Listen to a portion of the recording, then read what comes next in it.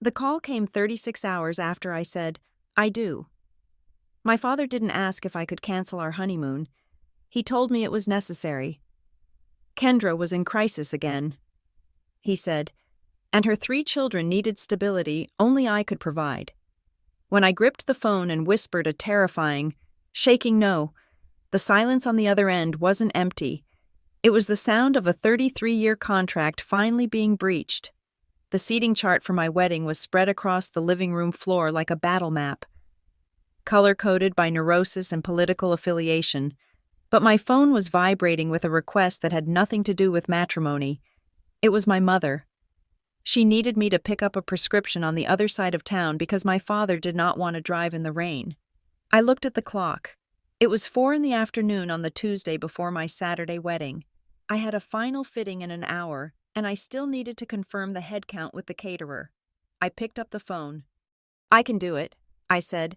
I will drop it off on my way to the tailor. Thank you. Audrey, my mother said, her voice light and airy, stripped of the tension that was currently tightening my chest. You are such a relief. I do not know what we would do without you. That was the refrain of my life. I was the relief. I was the friction remover.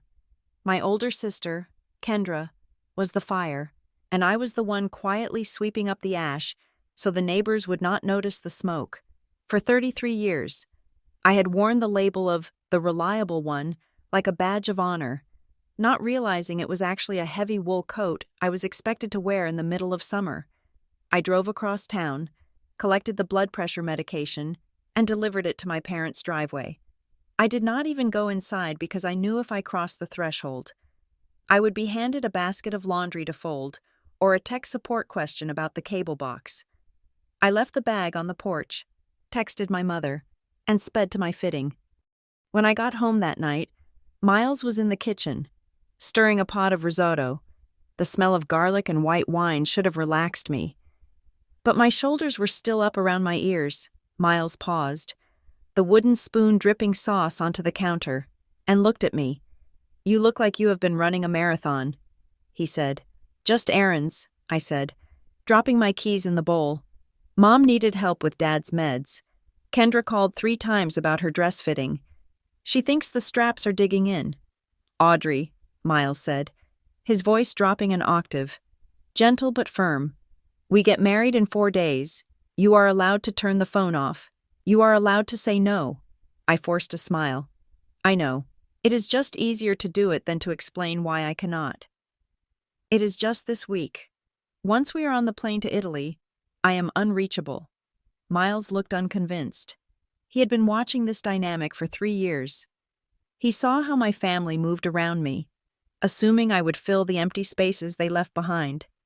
He saw how I planned my life around their potential crises.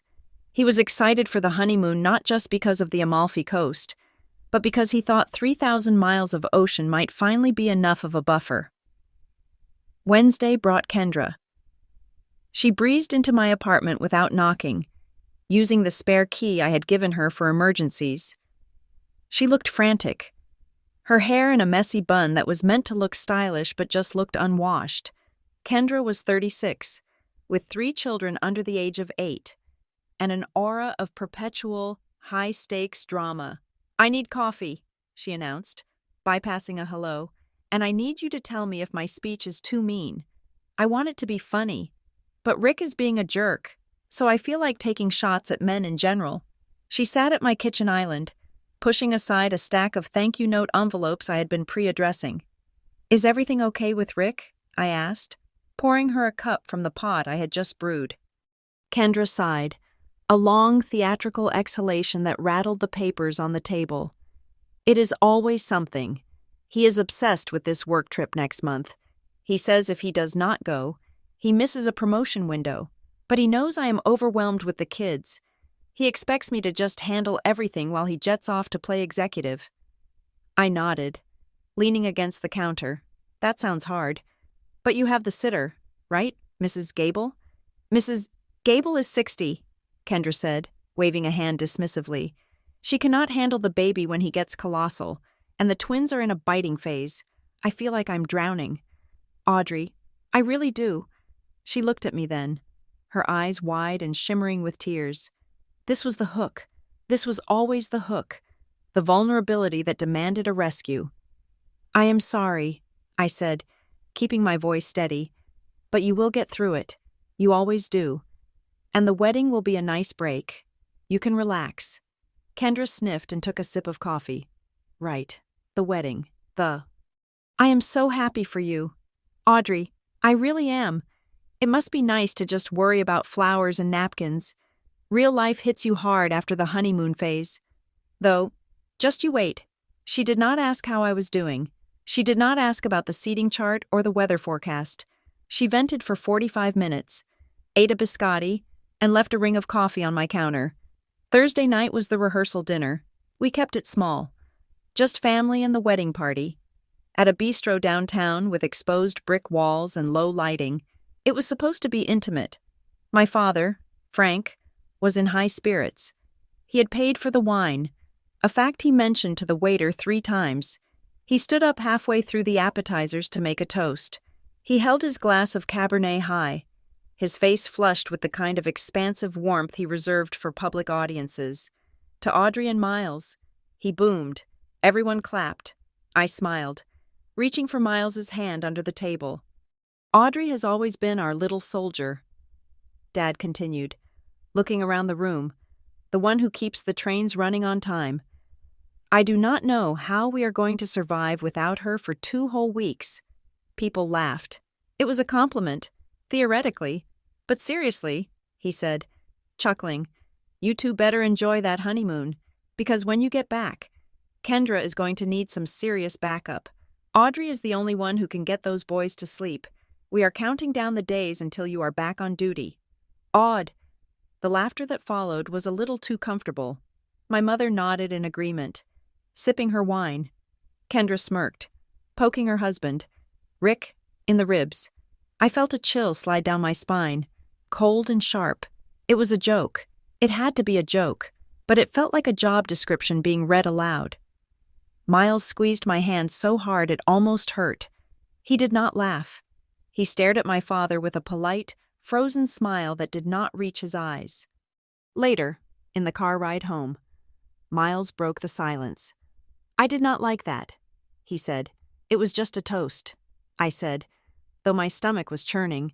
"He is just being Dad. He likes to be the center of attention." He was marking his territory. Miles said, "He was reminding everyone that even though you are becoming my wife, you are still his employee. You are overthinking it," I said, turning to look out the window. "Please, let us not fight about my family. Not now." Friday, 2 days before the wedding, I was at the venue, dropping off the favor boxes, little jars of local honey that had taken me 6 hours to tie with ribbons, when Kendra called, "I need you to be on standby." She said. I froze, a box of honey jars in my arms. What does that mean? Standby for what? The sitter situation is imploding. She said, "Mrs. Gable is saying her hip hurts. If she bails on Sunday, I have no one. Rick is checking out mentally. I might need you to come over and help me settle the boys on Sunday night before you guys leave on Monday morning." I took a deep breath. Sunday night was our first night as a married couple. We were staying at a hotel near the airport because our flight to Rome left at 6 in the morning on Monday. "Kendra," I said, "I cannot be on standby. It is my wedding weekend. We are staying at the Radisson Sunday night." She made a noise of frustration. I know. I am not asking you to cancel the wedding. I am just saying, if it is an emergency, I need to know you are reachable. You are usually the only one who can calm the twins down when they get like this." I put the box down on a table. I felt a flicker of irritation. Hot and bright. "I will send you the number for the nanny agency Mrs. Gable uses," I said, "and I will text you the number of that college student who lives on your street, the one who walks the dogs. She babysits too. I do not want a stranger." Kendra snapped. "I need family. I'm getting married." "Kendra," I said, my voice rising slightly, "I am not available." There was a pause. Then, her voice turned icy. "Fine. I guess I will just figure it out. I thought you would care that I am on the verge of a breakdown. But clearly, the honey jars are more important." She hung up. I stood there in the empty banquet hall, staring at the phone. I felt the familiar pull of guilt, the urge to call her back and apologize, to promise I would keep my phone on, to say I would drive over for an hour if she really needed me. No, I said aloud to the empty room. No. The wedding day was perfect. It was one of those rare October days where the light looks like filtered gold. The air was crisp, the leaves were turning, and for 8 hours, the world seemed to respect the boundaries of the event. My mother cried when she saw me in my dress. She held my face in her hands and told me I looked beautiful. My father walked me down the aisle, walking tall and proud, squeezing my arm and whispering that he was proud of me. Kendra was a bridesmaid. She looked stunning in navy blue, and she kept the drama to a minimum. She even gave a speech that was touching, talking about how we used to play dress-up and how I had always been the one with the biggest heart. She posted photos of us all day, tagging me, captioning them with heart emojis and hashtags about sisterhood. When I stood at the altar and took Miles's hands, the noise of my family faded. I looked at him, his kind eyes, his steady grip, and I felt a sudden, rushing clarity. This was my life now. This man. This partnership. We were building a wall around us, a garden where we could grow something that did not require my constant sacrifice to survive. I said I do, and I meant it with every fiber of my being.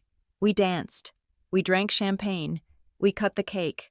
I saw my father holding court at the bar, laughing with Miles's uncles. I saw my mother dancing with the flower girls. It felt safe. It felt like we had made it across the finish line. We left the reception under a tunnel of sparklers. Driving away in a vintage convertible Miles had rented as a surprise, the wind whipped my hair, and I laughed, feeling light, feeling free. We spent our wedding night at a historic hotel in the city, treating ourselves to room service and expensive sheets. We fell asleep wrapped in each other, the silence of the room feeling like a luxury.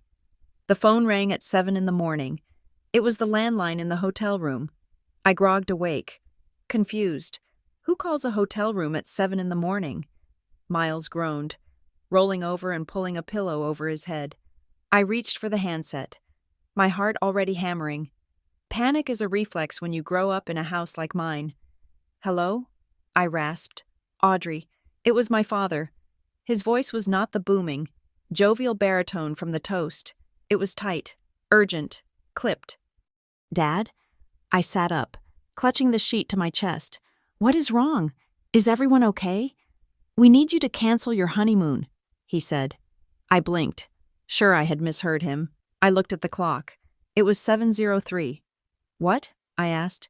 "We need you to cancel the trip," he repeated, speaking slowly and clearly, as if giving instructions to a child. "You need to come to the house immediately. You need to watch Kendra's kids." I felt a physical jolt, like I had missed a step on a staircase. "Dad," I said, my voice trembling. "What happened? Is Kendra okay? Is she in the hospital?" "She is not in the hospital," he said, "but she cannot handle them right now. She is in a bad way.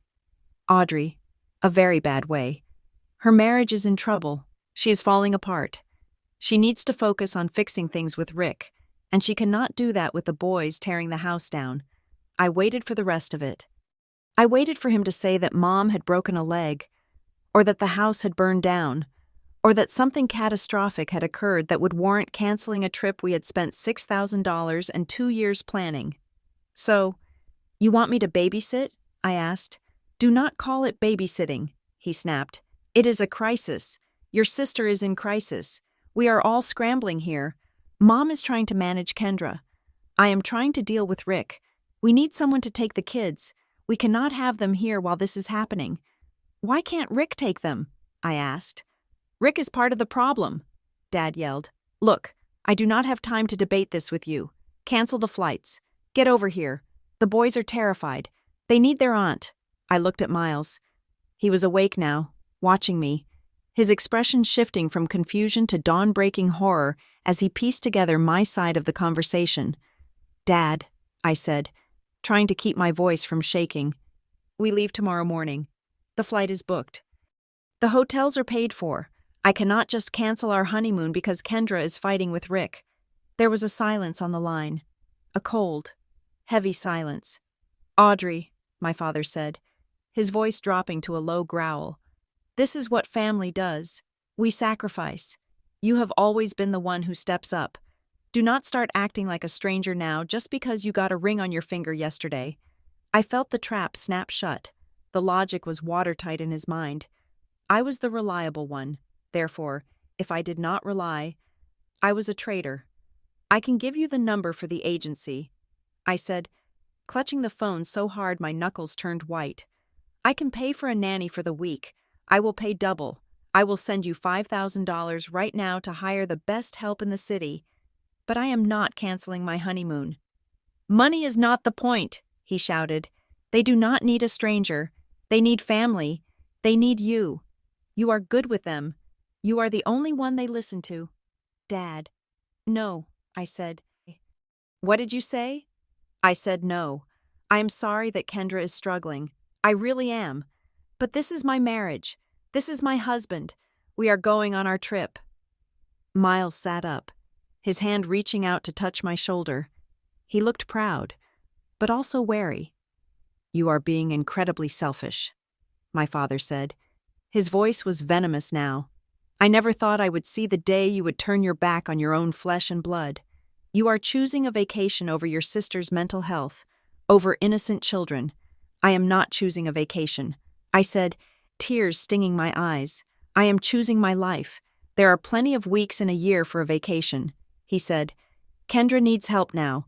If you get on that plane, Audrey, do not expect us to be happy for you. Do not expect us to pretend this did not happen. Are you threatening me? I asked, my voice barely a whisper. I am telling you the consequences of your actions, he said. We are a family. We stick together. If you are out, you are out. I took a deep breath. The room seemed to tilt. I am not canceling. Dad, I will help you find a sitter. That is all I can do. Don't bother, he spat. If you are too good for us now, we will figure it out. Don't start making this about you. The line went dead. I sat there, holding the receiver, the dial tone buzzing in my ear like an angry insect. I felt sick, physically, violently sick. Miles took the phone from my hand and hung it up. He pulled me into his arms. I was shaking.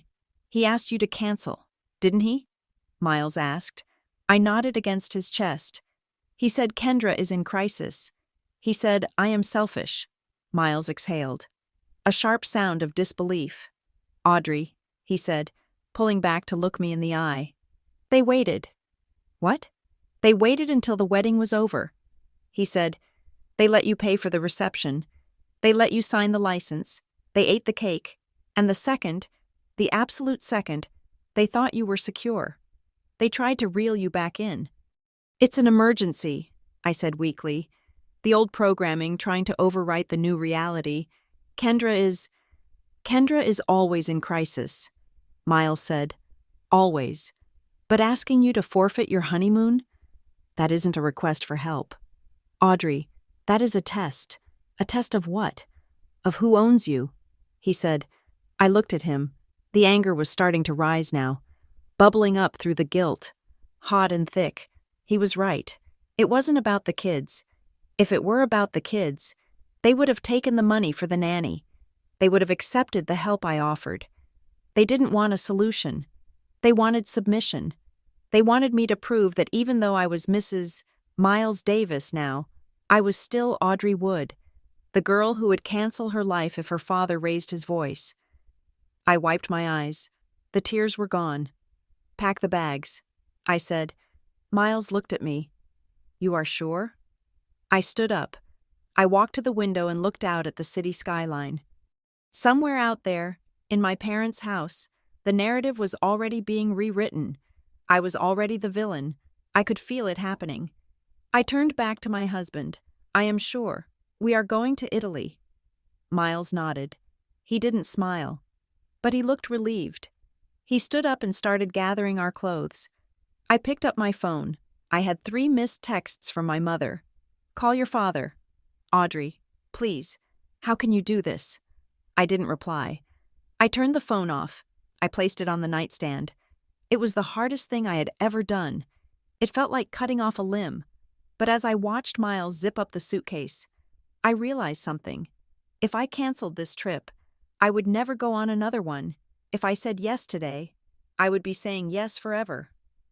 I went into the bathroom to brush my teeth. I looked at myself in the mirror. I looked the same as I had yesterday, but I wasn't. Yesterday, I was a daughter. Today, I was a problem. I spat into the sink and rinsed my mouth. "Let's go," I said to the reflection. We had a plane to catch, but as we walked out of the hotel room, leaving the silence behind us, I knew the noise was only just beginning. My father had given me a choice: comply or be exiled. I had chosen exile, and I had a feeling the punishment was going to be swift, coordinated, and severe. We got into the taxi. "Airport, please," Miles said. I took his hand. His palm was warm. My hand was ice cold. "He is going to make us pay for this," I whispered. "I know," Miles said. "But we can afford it." I wasn't talking about money. And as I watched the city blur past the window, I knew Miles didn't fully understand yet. He thought this was a conflict. He didn't know it was a war. But I knew. I knew my father. I knew Kendra. I knew that by the time we landed in Rome, the story of Audrey the selfish sister would be gospel truth in 3 counties. I squeezed Miles's hand.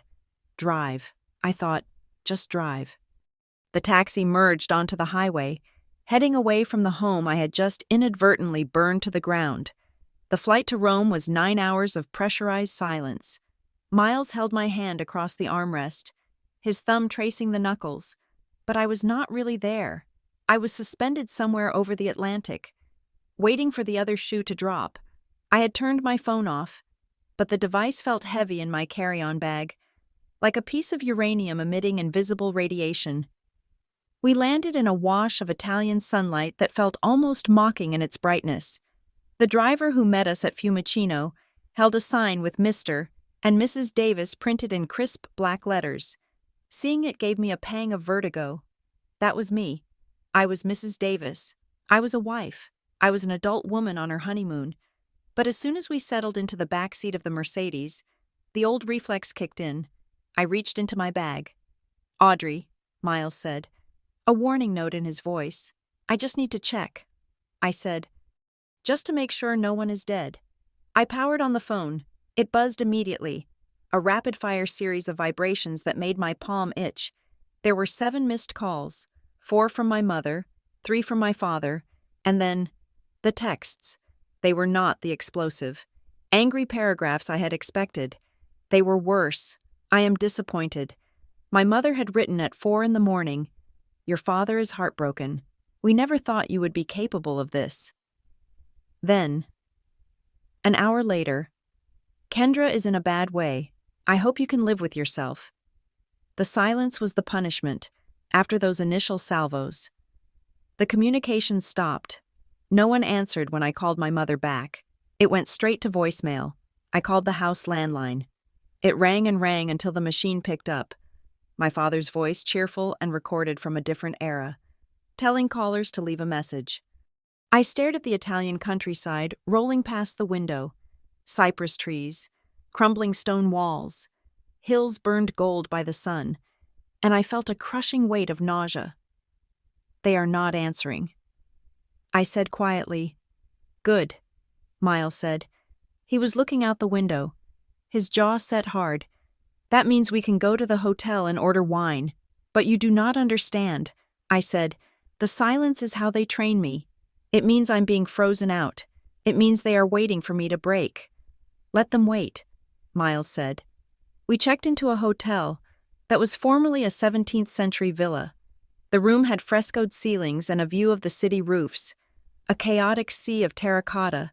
It was romantic and breathtaking, and I felt entirely unworthy of it. I felt like a fugitive who had stolen someone else's happiness, while Miles was in the shower, trying to wash off the long flight. I sat on the edge of the bed and dialed Kendra.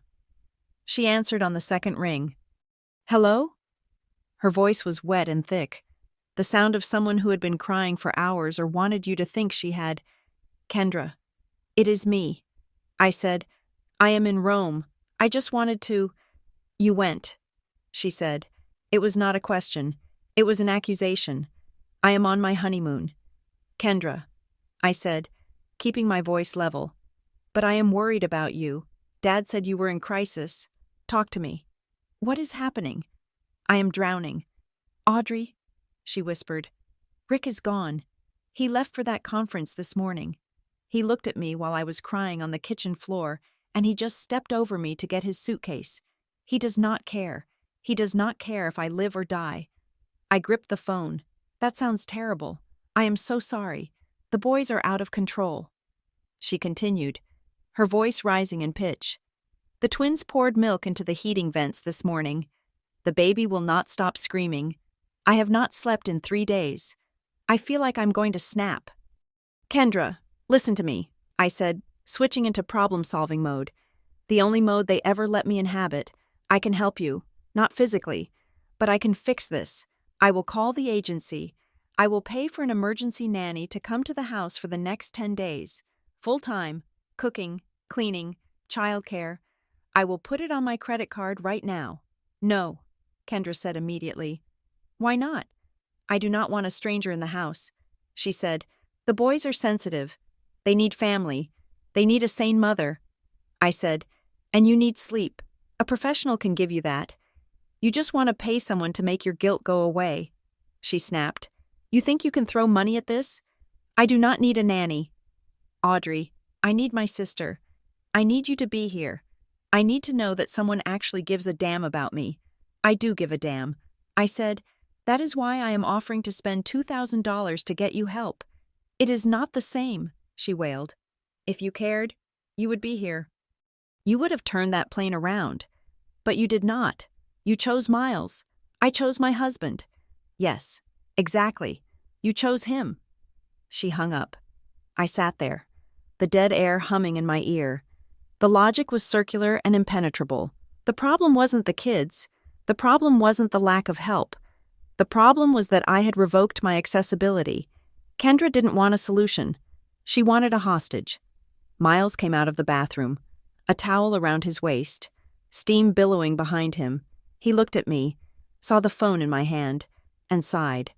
We talked about this. He said gently, I know. I said, I just tried to offer a nanny. She said no. Of course she said no. Miles said, walking over to sit beside me. If she says yes, she loses her leverage. If she accepts the solution, she cannot be the victim anymore. I looked at him. Since when did you become a psychologist? Since I watched your family treat you like a spare part for 3 years, he said. Put the phone away.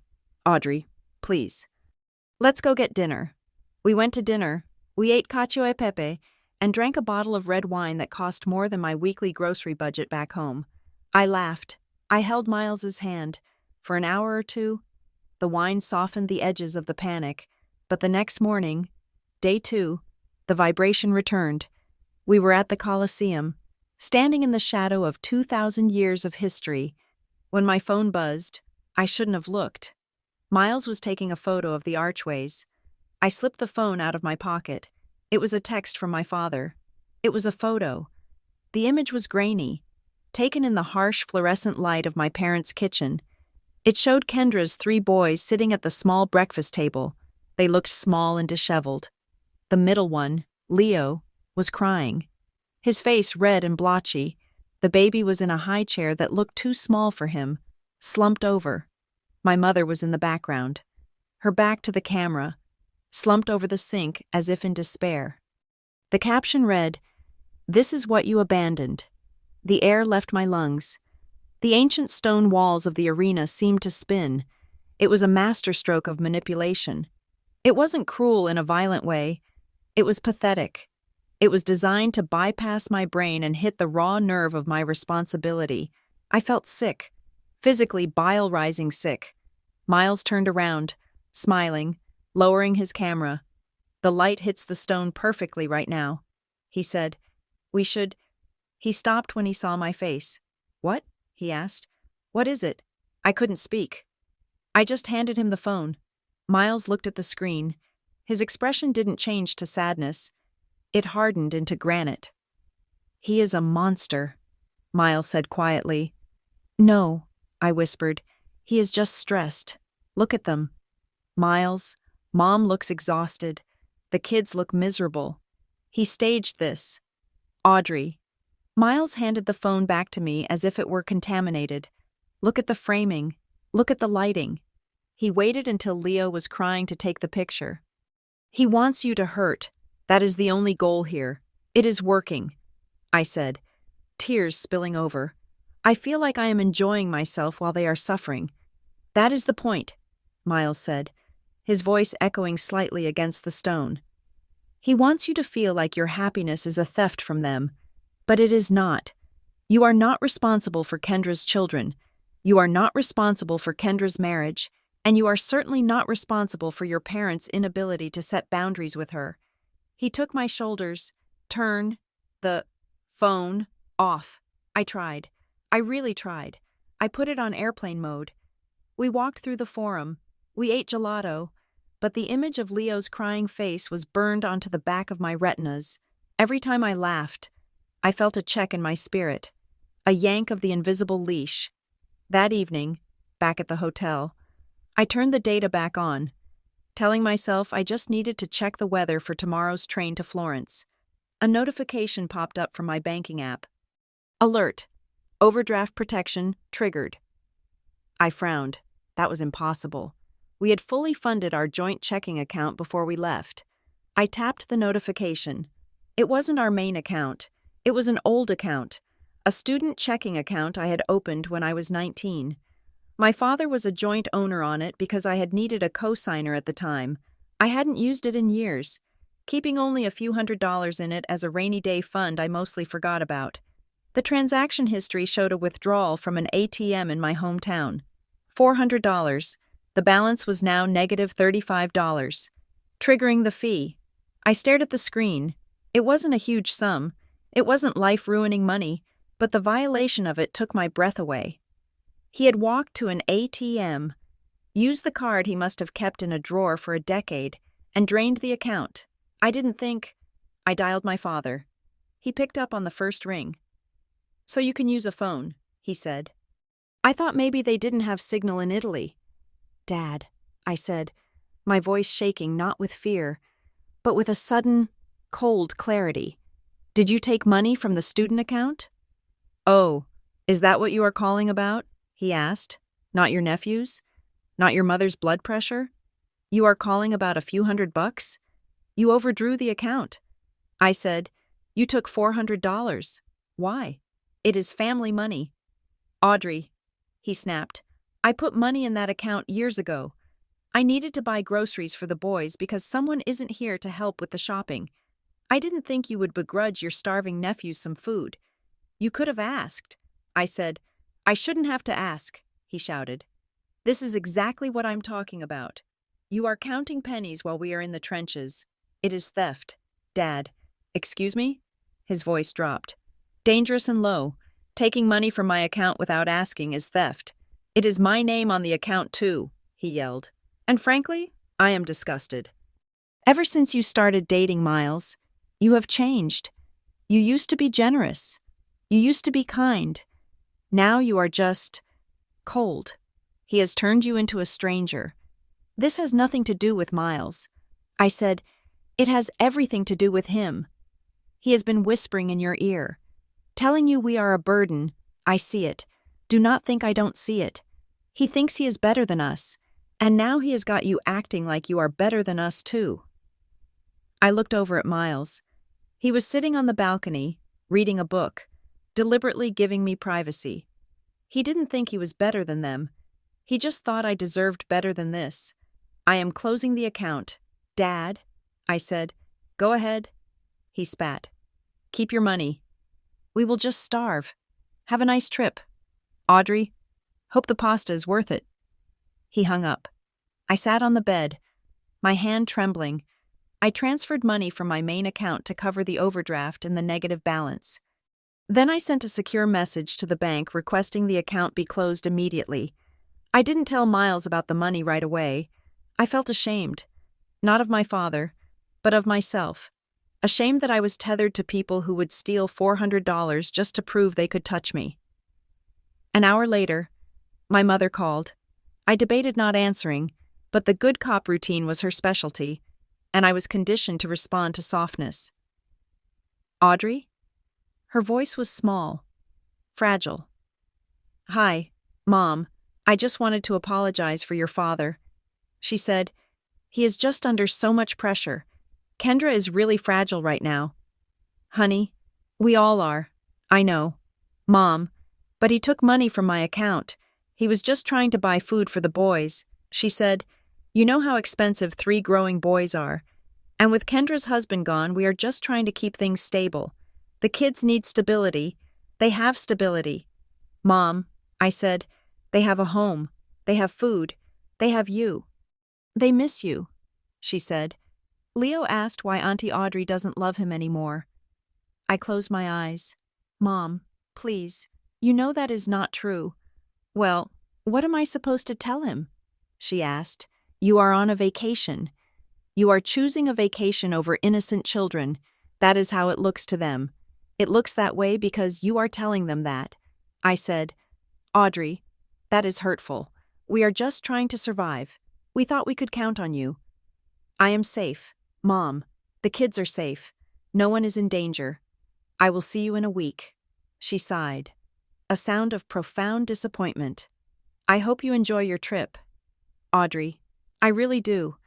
I just hope it is worth the price. I hung up. The room felt smaller. That night, lying in the dark listening to the Roman traffic. I turned to Miles. I have to tell you something. I whispered. He shifted, wrapping an arm around me. What is it? I have been giving Kendra money for years. I said. Miles was quiet for a moment. How much money?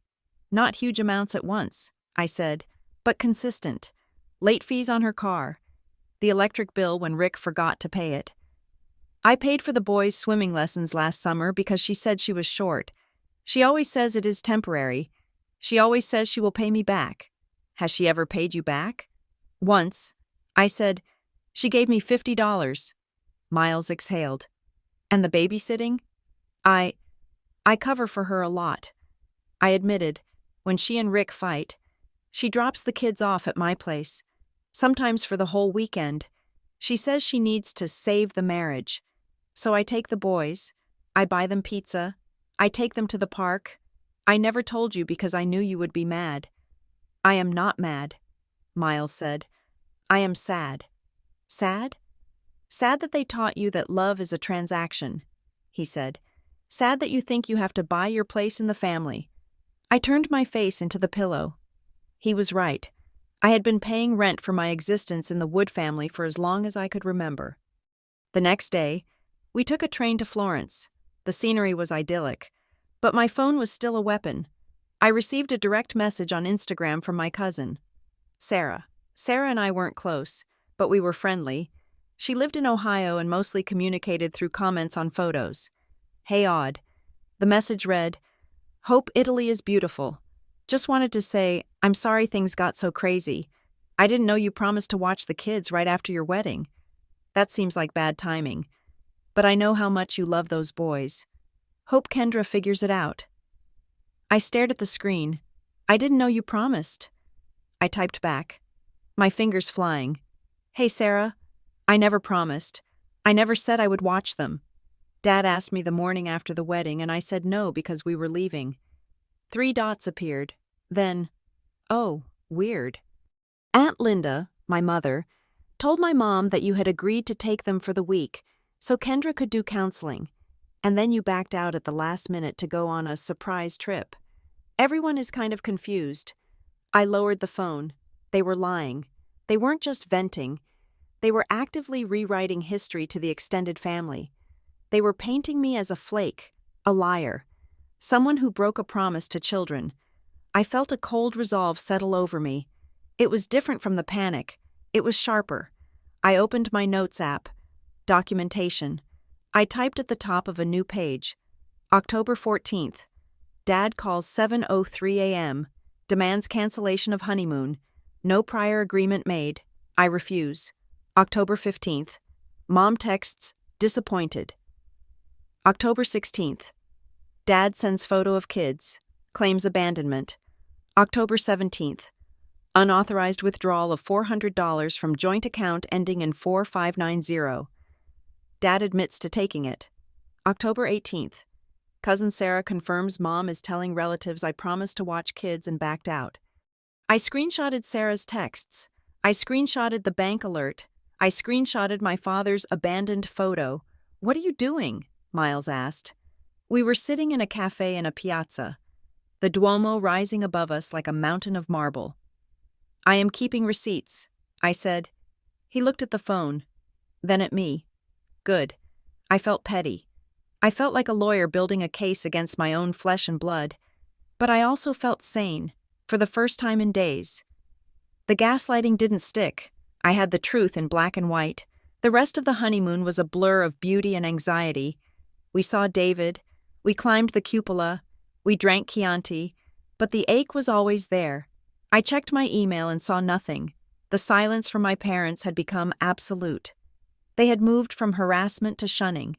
On the flight back, 10 days after we had left, I didn't feel rested. I felt like a soldier returning to the front lines. I looked out the window as the American coastline appeared below us. The gray Atlantic gave way to the gray sprawl of the suburbs. Are you ready? Miles asked, as the wheels touched the tarmac. No, I said honestly. I am afraid. Afraid of what? I am afraid they will never talk to me again. I said, and I am afraid that if they do, I will just apologize to make it stop. Miles took my hand. You are not that person anymore. Audrey, you have the receipts, you have the truth, and you have me. We walked through customs. We got our bags. We walked out into the arrivals hall. I half expected to see them there. My father with a scowl, my mother with a handkerchief, but there was no one, just the indifferent crowd of strangers. We got in the taxi, head home. Miles told the driver. I leaned my head back against the seat. I was Mrs. Davis. I had a husband. I had a life. But as we drove closer to the blast radius of my childhood home, I knew that the real wedding was over.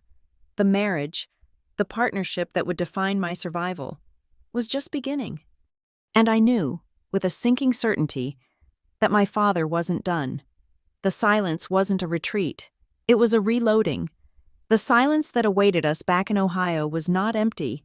It was heavy, pressurized, like the air inside a submarine that has gone too deep. We had been home for 3 days, and my phone had not rung once.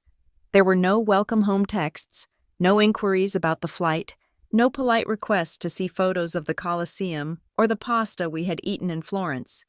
My mother, who usually called me if she saw a squirrel that looked suspicious, was ghosting me. I went to work on Monday morning with a knot in my stomach. My coworkers asked about the trip, and I smiled, showing them the curated highlights on my phone, but I felt like an imposter. I was performing the role of the happy newlywed while my real life was imploding in slow motion. During my lunch break, I made the mistake of checking social media. I usually avoided it, but I needed to know what the narrative was. I needed to know what version of me was currently circulating in the family group chats. I found the answer on Kendra's profile. She had posted a photo on Sunday evening. It was a picture of her 3 boys sleeping on air mattresses in my parents' living room, surrounded by half-unpacked boxes. The caption was long and performative, so grateful for Mom and Dad. It read, "When life throws you curveballs and you have to move home temporarily to find your footing, it is a blessing to have parents who open their doors without hesitation. It takes a village to raise these boys, and I am so thankful for the ones who showed up. The real ones know who they are." There were 40 comments. "You are so brave. Kendra, family is everything.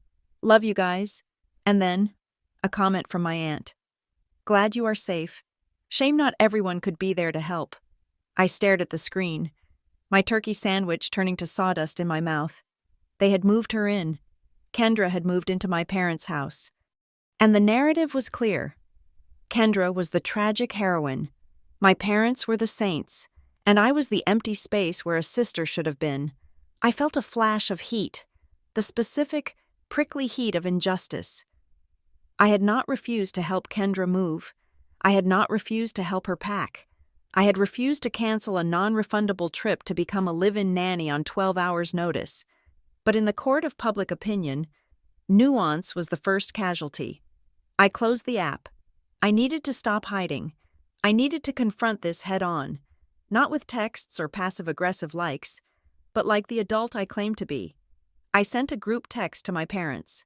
"We are back. I would like to buy you coffee tomorrow night at the roast. 7 o'clock. We need to talk." It took 4 hours for a reply. It came from my father. "We will be there." The roast was a neutral ground, a coffee shop with industrial lighting and enough noise to discourage shouting. I arrived 10 minutes early. I ordered a chamomile tea because my caffeine tolerance was currently 0 due to the adrenaline pumping through my veins. My parents arrived at 7 sharp. My father was wearing his stiff, serious face, the one he wore to funerals and tax audits. My mother looked tired, her eyes darting around the room as if she expected a sniper in the pastry case. They sat down opposite me. They did not hug me. They did not say hello. "I hope the trip was worth it," my father said, skipping the pleasantries. "It was beautiful," I said, keeping my voice steady. "But I did not ask you here to talk about Italy. I want to clear the air." "Clear the air?" he scoffed, leaning back in his chair and crossing his arms. "The air is pretty clear. Audrey, you made your priorities known." I set a boundary. "Dad," I said, "that is not the same as abandoning the family. It feels the same to your sister," my mother said softly. She looked at her hands. "She is sleeping in her old bedroom. Audrey, with 3 children. She is devastated. I understand that she is having a hard time." I said, "And I am sorry about her and Rick. But why does her crisis require me to burn down my own life?" "Because that is what loyalty is," my father said, his voice rising enough that the barista glanced over. "Loyalty is not convenient. Audrey, loyalty is doing what is needed when it is inconvenient. You failed the family at the worst possible moment. We needed all hands on deck, and you were too busy drinking wine to care." I took a deep breath. I had rehearsed this. I needed facts. "What was the emergency?" I asked. "Excuse me?" "You told me to cancel my honeymoon because of an emergency." I said, "You said Kendra could not handle the kids. What specifically was happening that required me? And only me, to be there? Was she sick? Was she injured? Were the kids in danger?" My father's face reddened. "It is private," he snapped. "You cannot tell me it is private if you used it to try to cancel my wedding trip." I said, "If it was big enough to demand that sacrifice, it is big enough to name." "She was falling apart," he hissed. "She was weeping. She was hysterical. She could not get out of bed. Is that enough for you? Or do you need a medical chart?" "So she was depressed," I said, "and she was overwhelmed. She was in crisis," he repeated, slamming his hand lightly on the table. "And you were not there." I looked at him, really looked at him. I saw the anger, but beneath the anger, I saw something else. I saw fear, and I saw a rigid, terrifying desire for control. It wasn't about the childcare. I said quietly, "What? If I had hired the nanny?" I said, "If I had sent the $5,000 to get her a professional night nurse and a housekeeper." "You would have still been angry." "Of course I would have been angry," he said, "because it is not about the tasks. Audrey, it is about the principle. You do not outsource your duty. You show up. You submit to the needs of the group." I shivered. He had used the word submit. "I am married now." "Dad," I said, "my primary duty is to Miles, and to myself." My father looked at me with genuine disgust. "Then I feel sorry for Miles," he said, "because he has married a woman who has forgotten where she came from." I stood up. My tea was untouched. "I haven't forgotten." I said, "I am just finally seeing it clearly." I walked out. I didn't look back to see if they were watching. I got into my car and sat there for 5 minutes, shaking, waiting for the tears to come, but they didn't come. Instead, A cold, hard stone was forming in my chest. He hadn't denied it. He had confirmed it. The demand was never about ensuring the safety of my nephews. It was a loyalty test. And I had failed it by refusing to kneel. When I got home, Miles was in the living room, going over our finances. We had agreed to separate our accounts completely after the incident with the overdraft. He looked up as I walked in, seeing the exhaustion on my face. "How did it go?" he asked. He used the word submit, I said, dropping my keys on the counter. He said I failed the family because I tried to outsource my duty. Miles took off his glasses and rubbed the bridge of his nose. "They are reacting to me," he said. "What do you mean?" "They talk about your marriage like it is a disease you caught." He said, "Before we got married, you were their resource. You were the backup generator. Now, you belong to a new household. They do not see me as your partner. Audrey, they see me as the thief who stole their appliance." I felt a surge of protectiveness. Miles had done nothing but love me. He had stood by me while I fielded panic attacks and late-night calls for 3 years. "I am sorry," I said. "I am so sorry they are treating us like this." "You do not have to apologize," he said, standing up and walking over to hug me. "But you do have to realize that they are not going to stop. They are going to keep punishing you until you signal that you are back under their control." "I am not going back," I said into his shirt. "I know," he said, "but be careful. They know where your buttons are." They installed them. The next day, I woke up with a singular mission. I needed to see the boys. My father's narrative was that I had abandoned innocent children. My mother's narrative was that the boys felt unloved. I needed to prove, to myself and to them, that my relationship with my nephews existed outside of my utility to my sister. I stopped at a toy store on the way to my parents' house. I bought 3 Lego sets, small ones, nothing that would look like a bribe, just a token. I texted Kendra, "I'm coming over to see the boys. I will be there in 20 minutes. She didn't reply. When I pulled into the driveway, the house looked the same as it always had. Imposing. Brick, manicured lawn. But now Kendra's minivan was parked crookedly in the driveway, spilling over with car seats and wrappers. I rang the doorbell. My mother answered. She looked surprised to see me, as if she thought I had been vaporized by my father's disapproval the night before. "Audrey," she said, blocking the doorway slightly. "We didn't expect you. I came to see the boys," I said, stepping forward so she had to move back or be rude. "I have gifts from the trip." I walked past her into the living room. It was chaos. Toys were scattered everywhere. A suitcase was open on the coffee table. Auntie Aude, Leo, the middle one, came barreling out of the kitchen. He was 5, with sticky hands and a smile that broke my heart. He slammed into my legs. "Hey, buddy!" I knelt down, hugging him tight. "I missed you. Did you see the gladiators?" he asked. "I saw where they fought." I said, "I brought you something." I pulled the Legos out of my bag. The other 2 boys, Sam and the baby, Cooper, who was really a toddler now, appeared like magic at the sound of crinkling plastic. For 10 minutes. There was no drama. There was no family feud. There was just the sound of ripping cardboard and excited chatter. The boys looked fine. They were not traumatized. They were not weeping in corners asking why their aunt hated them. They were happy to see me. They were safe. I felt a massive weight lift off my shoulders. The photo my father had sent, the abandoned tableau, had been a lie. A captured moment of frustration weaponized into a guilt bomb. Kendra came down the stairs. She was wearing sweatpants and a stained t-shirt, looking genuinely exhausted. She stopped when she saw me on the floor with the kids. "You came," she said flatly. "I told you I would." I said, standing up. She crossed her arms. "Dad said you were done with us. Dad says a lot of things." I said, "Can we talk?" She looked at the boys, who were happily building a spaceship. Fine. Kitchen.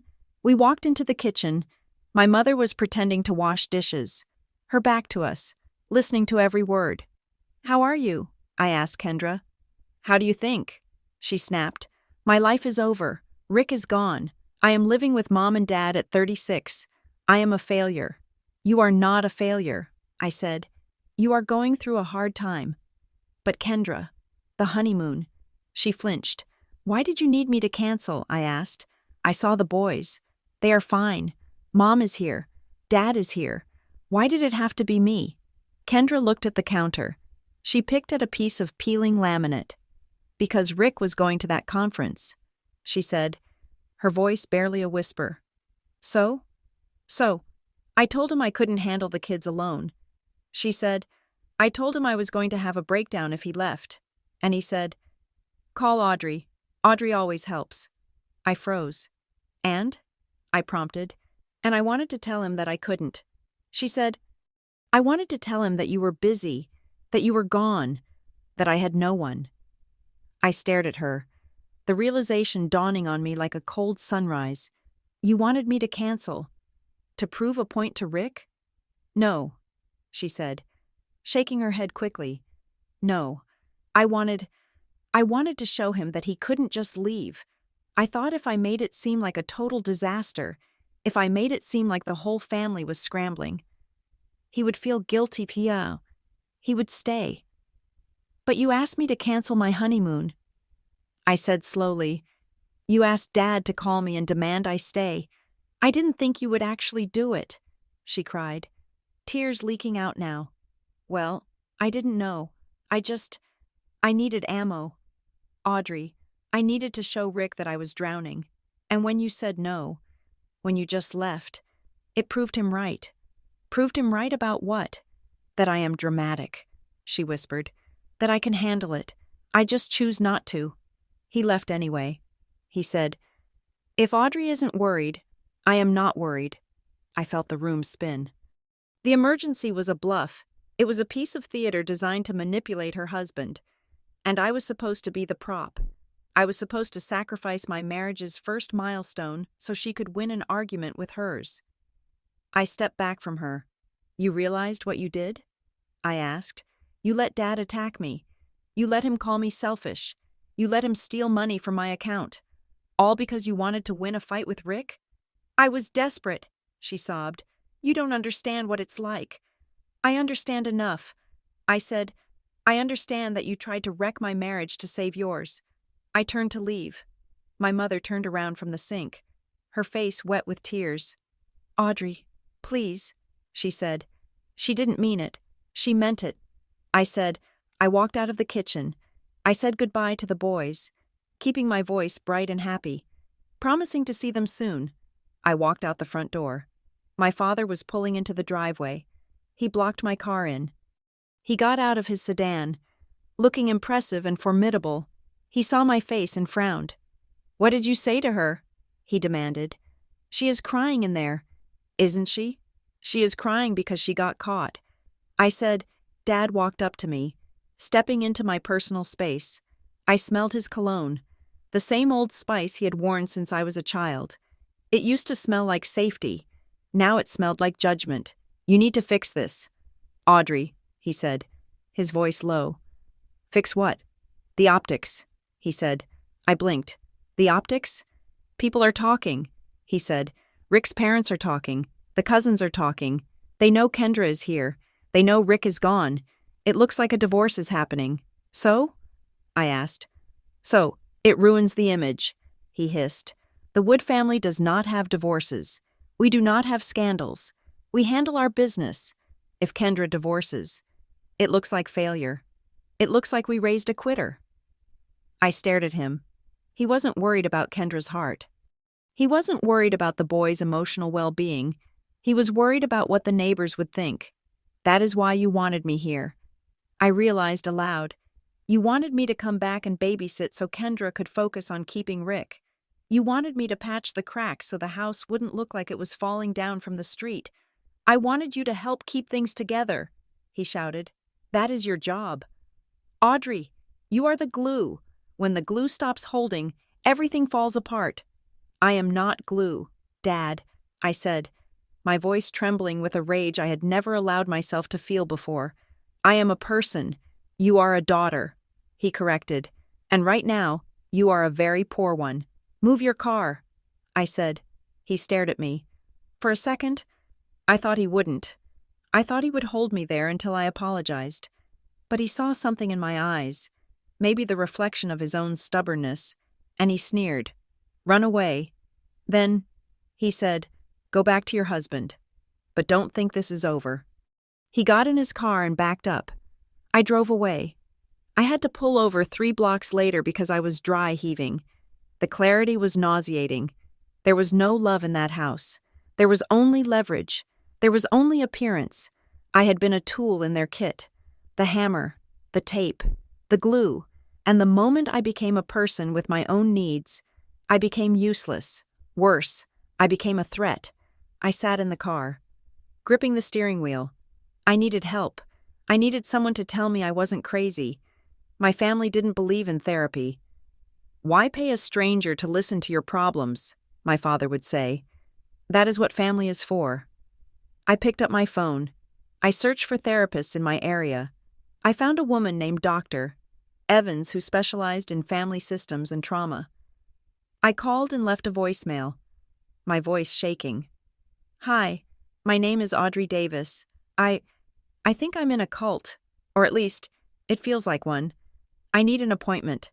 When I got home, I felt lighter. I had told the truth. I had seen the monster without its mask. Miles held me while I cried that night. I told him everything.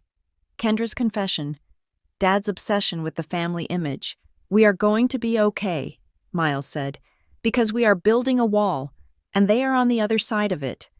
The week passed in a blur of work and anxiety. I didn't hear from them. The silence returned. But this time, I understood it. It wasn't just punishment. It was regrouping. They were figuring out a new angle. On Friday afternoon, the mail arrived. Miles brought it in. He looked pale. "What is it?" I asked. He handed me a thick, cream-colored envelope. The return address was a law firm I recognized. It was the firm my father used for his business. I opened it. The paper was heavy. Expensive cotton bond. The language was precise and legal. "Dear Mrs. Davis, please be advised that Frank and Linda Wood have executed an update to their estate plan effective immediately. You are hereby notified that you have been removed as the executor of the Wood Family Trust. Furthermore, your power of attorney for healthcare and financial decisions has been revoked. This action has been taken to ensure the administration of the estate aligns with the current values and structure of the family." I read it twice. I wasn't the executor anymore. That role, the one they had groomed me for since I was 20, the one that meant I was responsible for everything, was gone. But it wasn't a release. It was a firing. It was a formal declaration of war. They weren't just mad. They were legally excising me. They were using the only language they truly respected: money and contracts. I looked at Miles. "They fired me." I said. He took the letter from my hand. "This isn't about the estate." "Audrey," he said, reading the fine print. "I know." I said, "It is a threat." He said, "They are showing you that they can cut you off. They are waiting for you to panic. They are waiting for you to call them begging to be let back in." I looked at the letter, current values and structure of the family. My stomach churned, but beneath the nausea, there was a spark, a small, defiant spark. They wanted me to panic. They wanted me to chase them. I picked up the envelope and walked to the shredder in the corner of the office. "Audrey?" Miles asked. I fed the letter into the machine, the blades whirred, slicing the heavy paper into confetti. "I am not calling," I said, but as the machine went silent, I knew that shredding the letter didn't stop what was coming. They had escalated to legal threats. The next step would be worse, and part of me, the little girl who just wanted her dad to be proud of her, was terrified. Because I knew that to be free, I would have to let them hurt me, and I had a feeling they were just getting started. The lawyer's office was on the 4th floor of a glass building downtown, a place that smelled of carpet cleaner and expensive silence. I sat across from Mr. Henderson, a man with silver hair and a tie that looked like it cost more than my first car. He was a neutral party. He did not know that my father was a hero in the local Rotary Club or that my mother made the best peach cobbler in the county. He just saw the paperwork. He slid the letter I had received across the mahogany desk. It is standard language. Mrs.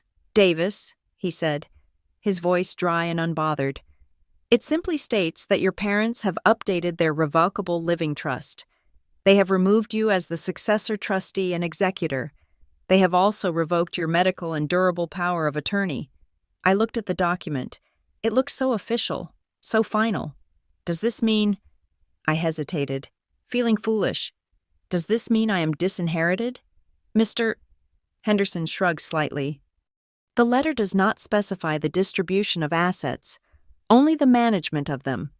But typically, when a client removes a child from a fiduciary role, it is a precursor to other changes. However, legally speaking, you have lost nothing today. You had no right to be the executor. It is a job, not a gift.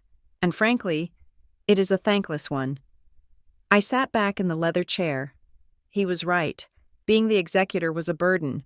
It meant I would have been the one to sell the house, pay the taxes, and mediate the inevitable fights between Kendra and the creditors. So, they fired me from a job I didn't want. I said, Mr. Henderson smiled thinly. Essentially, it is a signaling move, in my experience. Clients do this to assert control. They want you to feel the loss of status. Status. That was the word. In the Wood family, being the reliable one was the highest rank available. It came with heavy chains, but it was a rank. My father had just stripped my stripes. I left the office and walked out into the sunlight. I should have felt afraid. My father intended for me to feel afraid, but as I walked to my car, I felt a strange, light sensation in my chest. I wasn't the executor. If they got sick, I wasn't the one who had to decide when to pull the plug. If they died, I wasn't the one who had to clean out the attic. He had tried to punish me, but he had accidentally set me free. I drove home to Miles. We had a plan. If they want to play with paperwork, Miles had said the night before, then we need to make sure our own paperwork is bulletproof. We spent the evening at the kitchen table, laptops open, treating our marriage like a fortress we were preparing for a siege. We went through everything. We pulled our credit reports. We checked every account. It was worse than I thought. Not catastrophic, but insidious. There was the joint checking account I had already closed. But there were other tendrils. My cell phone plan was still on a family bundle because it saved everyone money, though I sent my dad $50 a month for a line that cost $30. My car insurance was technically a sub-policy of theirs from 6 years ago. My name was still listed as an authorized user on a credit card my mother used for emergencies, though I had never even held the physical card. It wasn't financial abuse in the legal sense. It was financial infantilization. It was a web of small tethers designed to make sure that I could never fully leave without unraveling a dozen knots. We cut them all. I opened my own phone plan. I bought my own car insurance policy. I called the credit card company and had my name removed from my mother's account. With every confirmation number I wrote down, I felt like I was physically moving further away from them. I am not doing this to hurt them. I told Miles as I clicked Submit on the insurance website. I am doing this so they can never hurt us. Miles reached over and covered my hand with his. It is just boundaries. Audrey, normal families have these. You are just installing the locks on the doors 20 years late. 2 days later. The silence broke. My mother called. I let it go to voicemail, then listened to the message in the safety of my bathroom. Audrey, it's Mom. Her voice was different. The icy disappointment was gone, replaced by a warm, trembling vibrato that sounded almost like the mother I used to know. We miss you. Dad is, well, he is hurting. We all are. We want to hit the reset button. Please, honey, come for dinner on Friday. Just us. We made a roast. We just want to see you. I played it twice. I wanted to believe it. I wanted to believe that the letter had been a flare of anger and now they were ready to apologize. I wanted my mom. I talked to Miles. If you go, he said, I go with you. No. I said, if you go, Dad will perform for you. He will be the victim.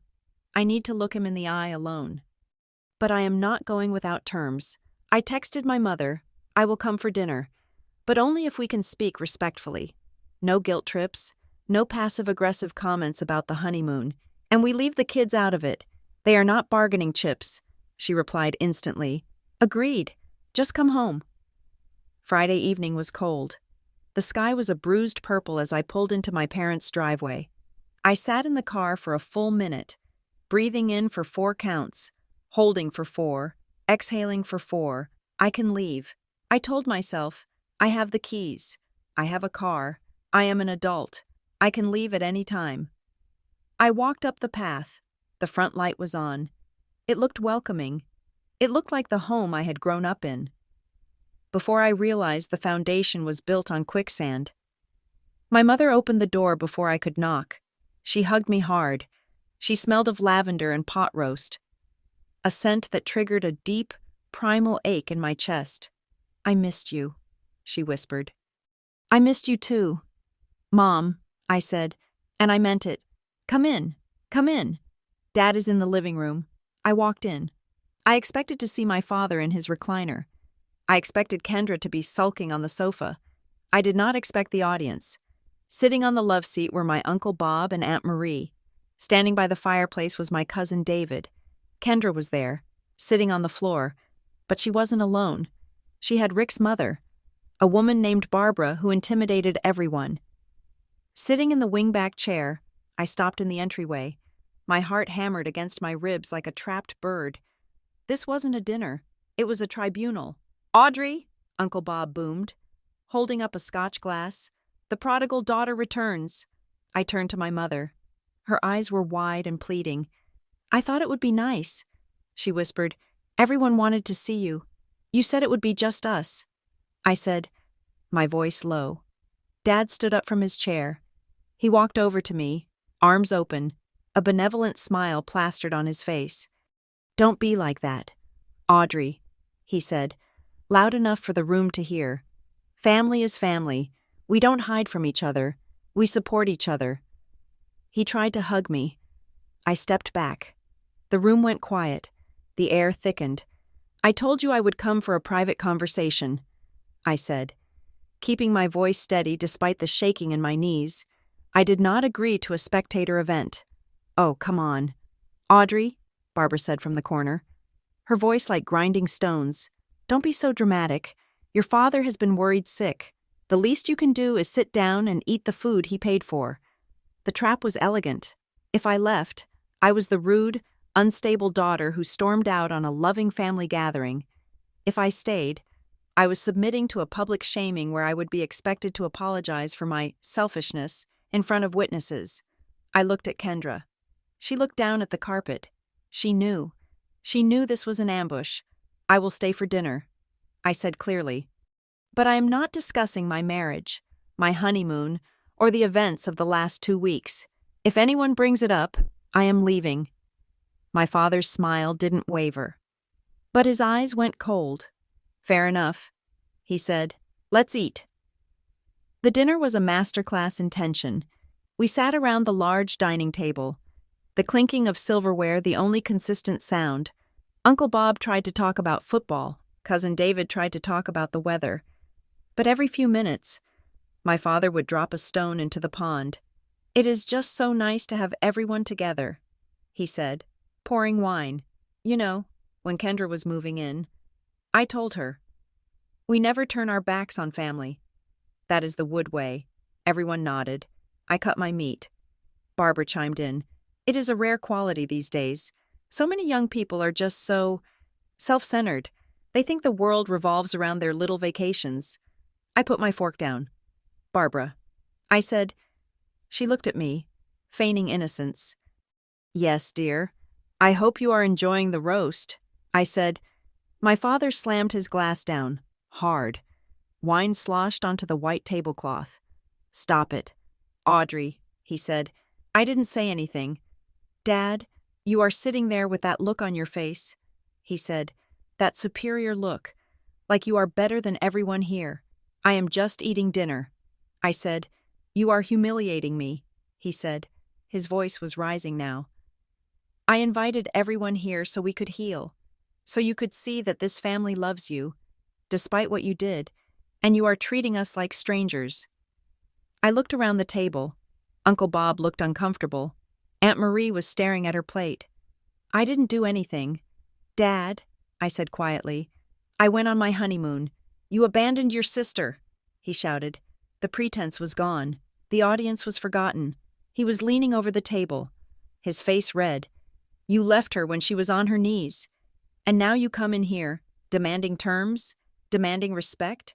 You earn respect, Audrey. You don't demand it." I stood up. "I am leaving."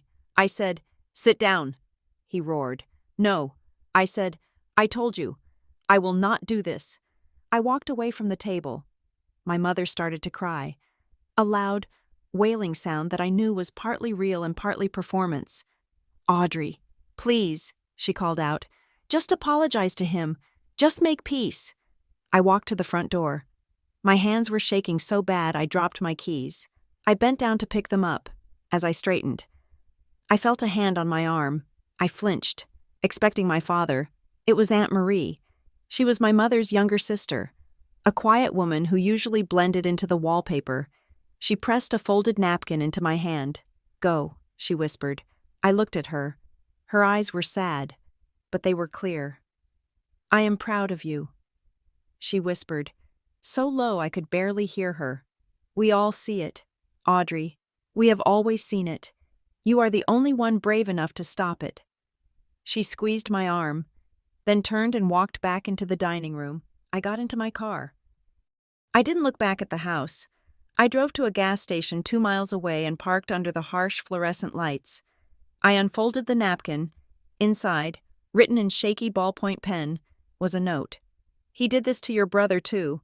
That's why he moved to California. Don't let them break you. You are the sane one." I stared at the paper. My brother, Jason.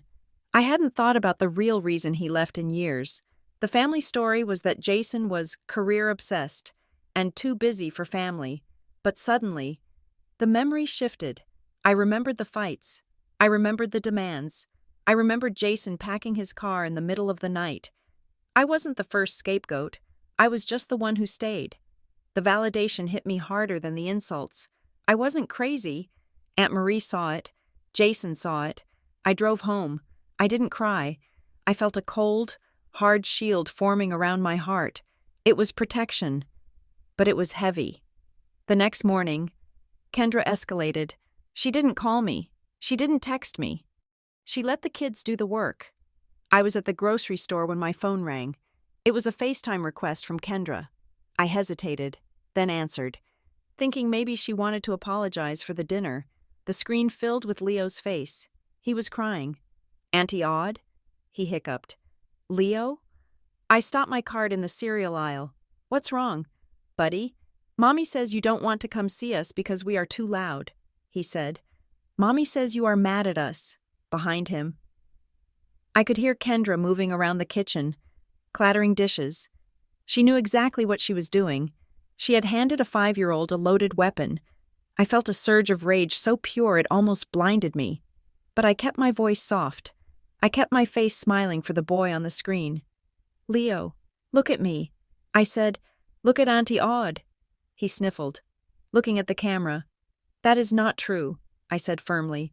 "I love you more than all the cereal in this aisle. I am not mad at you. I am never mad at you." "Then why don't you come over?" he asked. "Because adults have adult stuff to do," I said. "But that has nothing to do with you. You are my favorite boy. Do you hear me?" He nodded. "Put Mommy on," I said. The phone moved. Kendra's face appeared. She looked defiant. "You are confusing him," I said, my voice low and dangerous.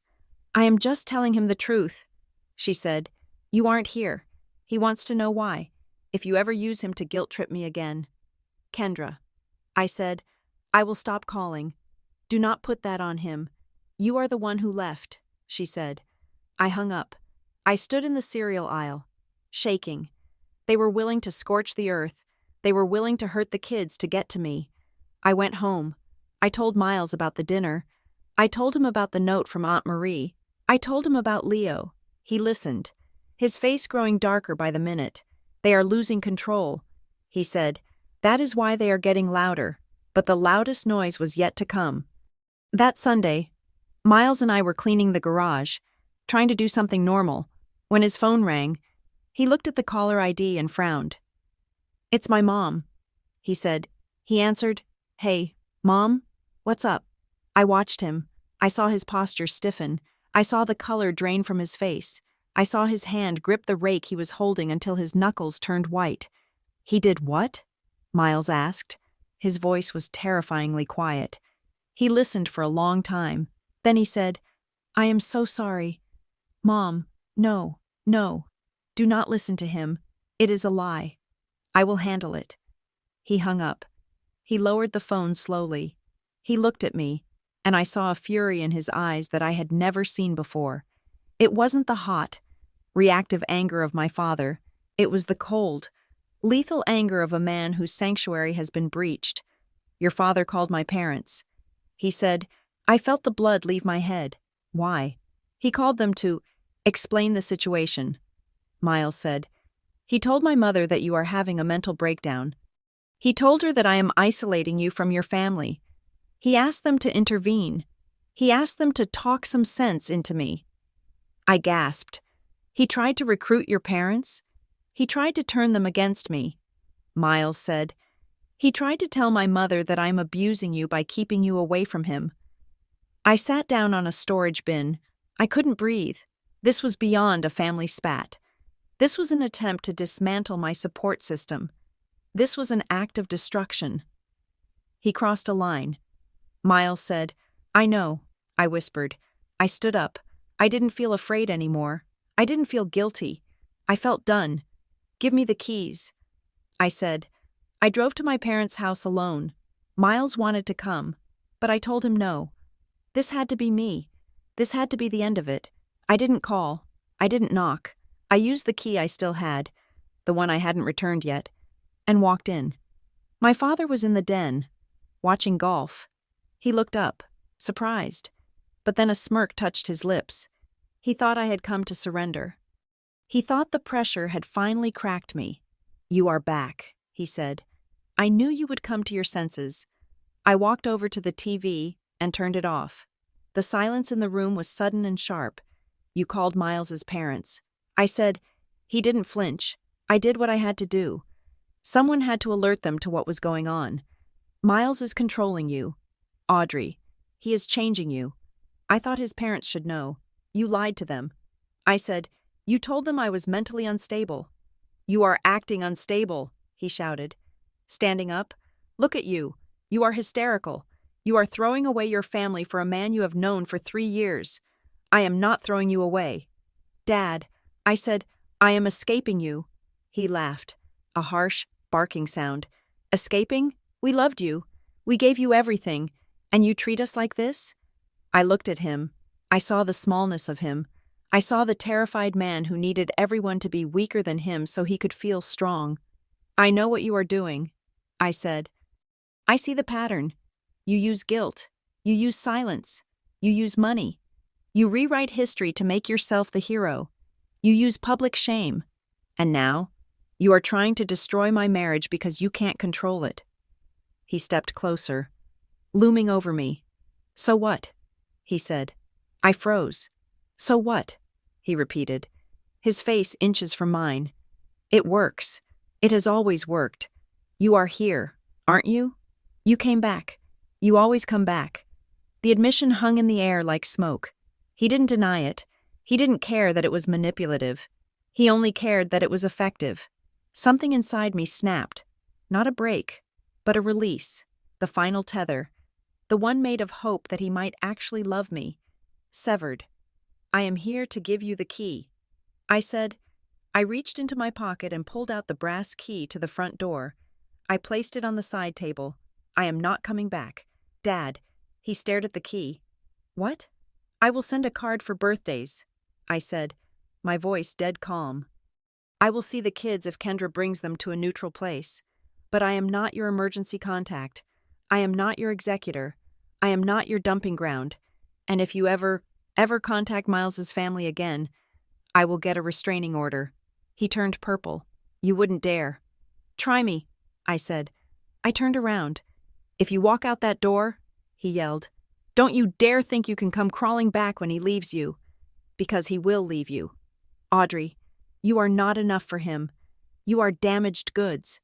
I stopped. The words were meant to kill.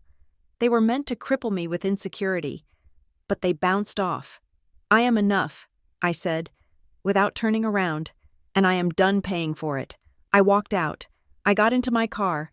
I started the engine. I drove down the street, past the houses I had known my whole life, past the school where I learned to read, past the park where I learned to ride a bike. I waited for the triumph. I waited for the cinematic swell of music, the feeling of victory. It didn't come. Instead, a wave of grief crashed over me so hard I had to pull over again. I slumped over the steering wheel and sobbed. I sobbed for the father I wanted, the one who would have been proud of me. I sobbed for the sister I used to play dress-up with. I sobbed for the little girl who tried so hard to be good, only to learn that good was just a word for obedient. I had won. I had set the boundary. I had protected my marriage. But the price was an orphanhood I hadn't chosen. I wiped my face. I checked my mirror. My eyes were red, but they were open. I put the car in drive. I headed home to Miles. The loss was real.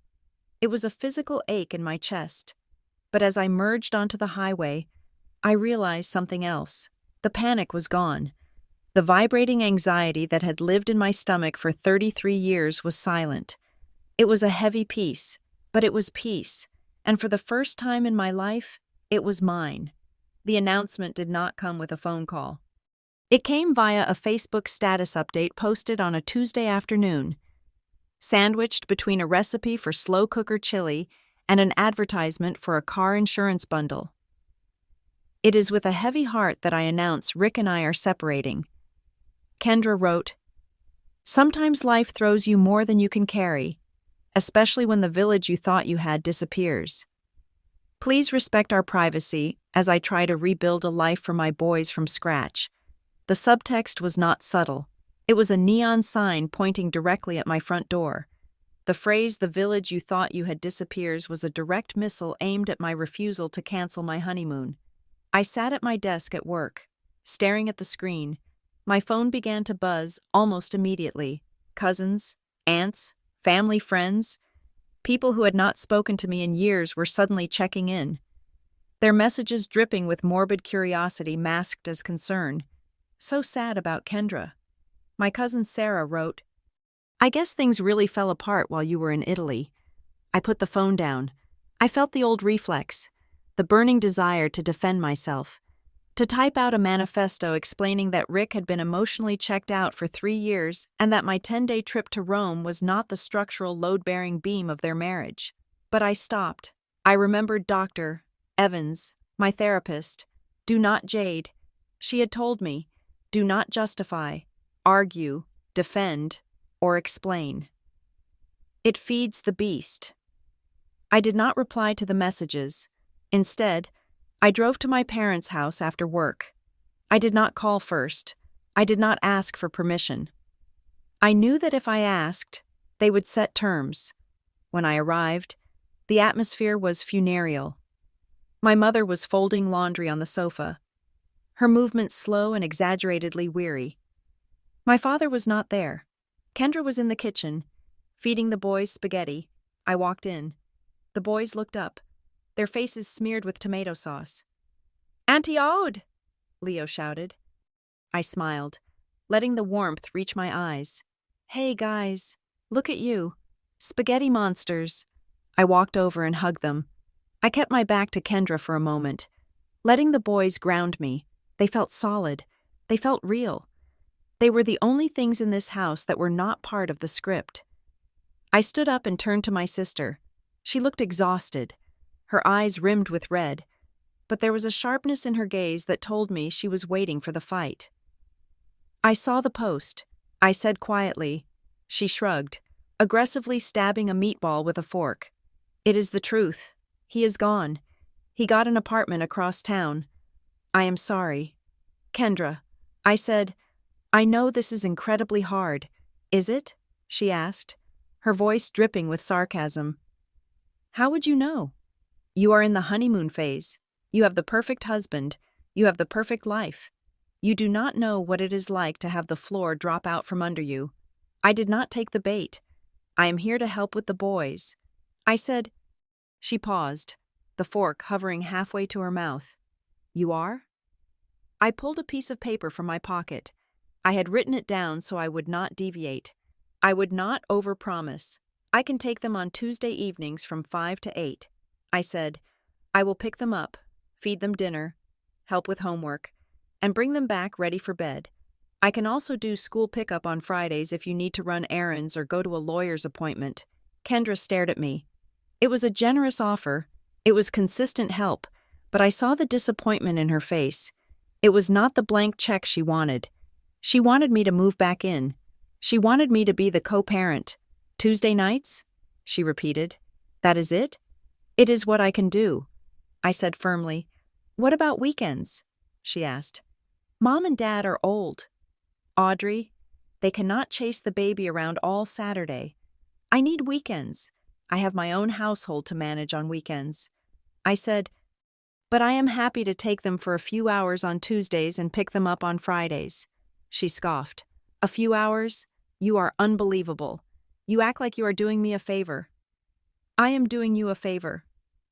I said. My mother spoke from the living room doorway. Her voice was trembling. Audrey, she said, your sister is going through a divorce. A divorce. Do you have any idea the shame, the stress? And you are negotiating hours like a union rep? I am setting boundaries so I can actually be helpful. I said, turning to her. If I burn out, I am no good to anyone. You are already no good to us. My mother said, and the venom in her voice shocked me. You have become so hard. I do not recognize you. I looked at the boys. They were listening, their eyes wide. I am going to go play Legos with the guys for 20 minutes. I said, then I am leaving. Tuesday stands. Let me know. I sat on the floor with my nephews. I built a tower. I asked them about school. I ignored the heavy, suffocating silence radiating from the kitchen.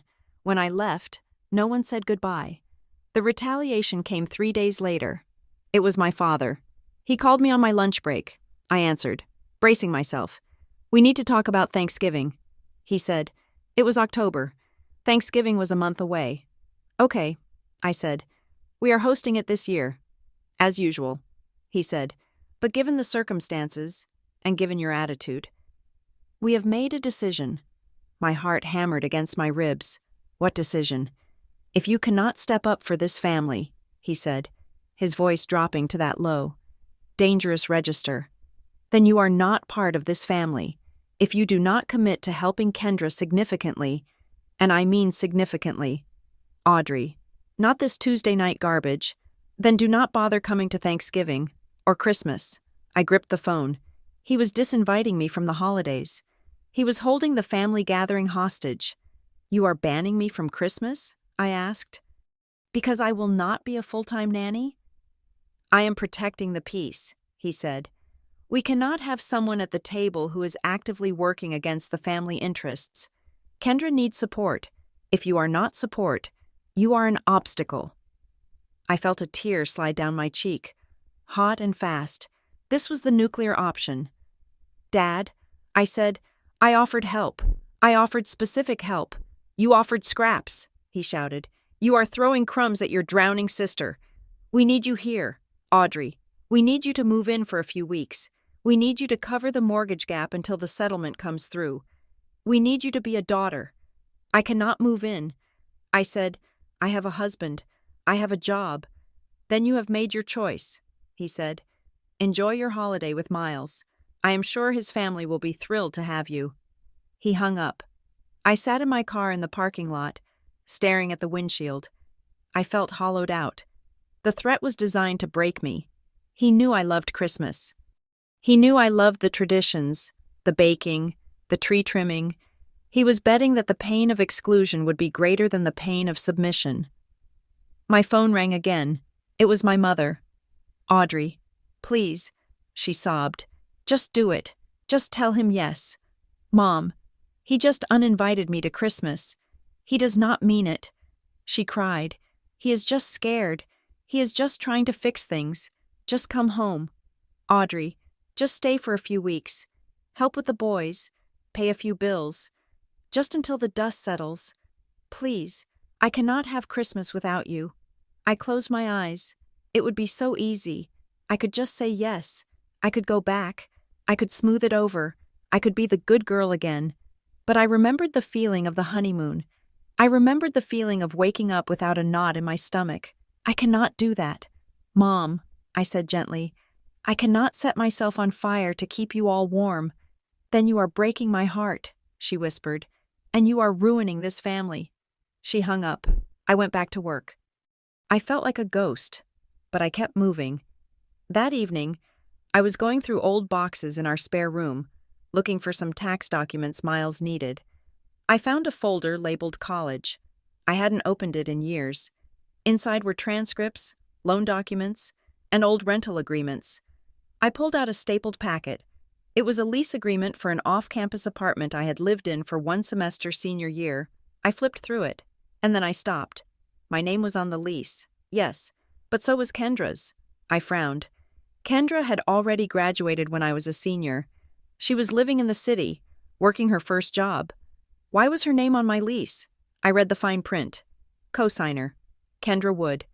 And then, underneath, a rider attached to the document, guarantor for subsequent lease renewal. Audrey Wood. I stared at the paper. The dates didn't make sense. The renewal date was 2 years after I had graduated. I realized what I was looking at. This wasn't my apartment. This was Kendra's apartment, the one she got when she first moved to the city, the one my parents told me they were paying for because she was getting on her feet. I had signed a stack of papers one afternoon when I was home for break. My father had put them in front of me, saying it was just administrative stuff for the student loans and insurance. I had signed them blindly because I trusted him. I had co-signed Kendra's lease. I had been the financial guarantor for her first 2 years of adulthood. I went to my laptop. I pulled up my credit report again, looking deeper this time.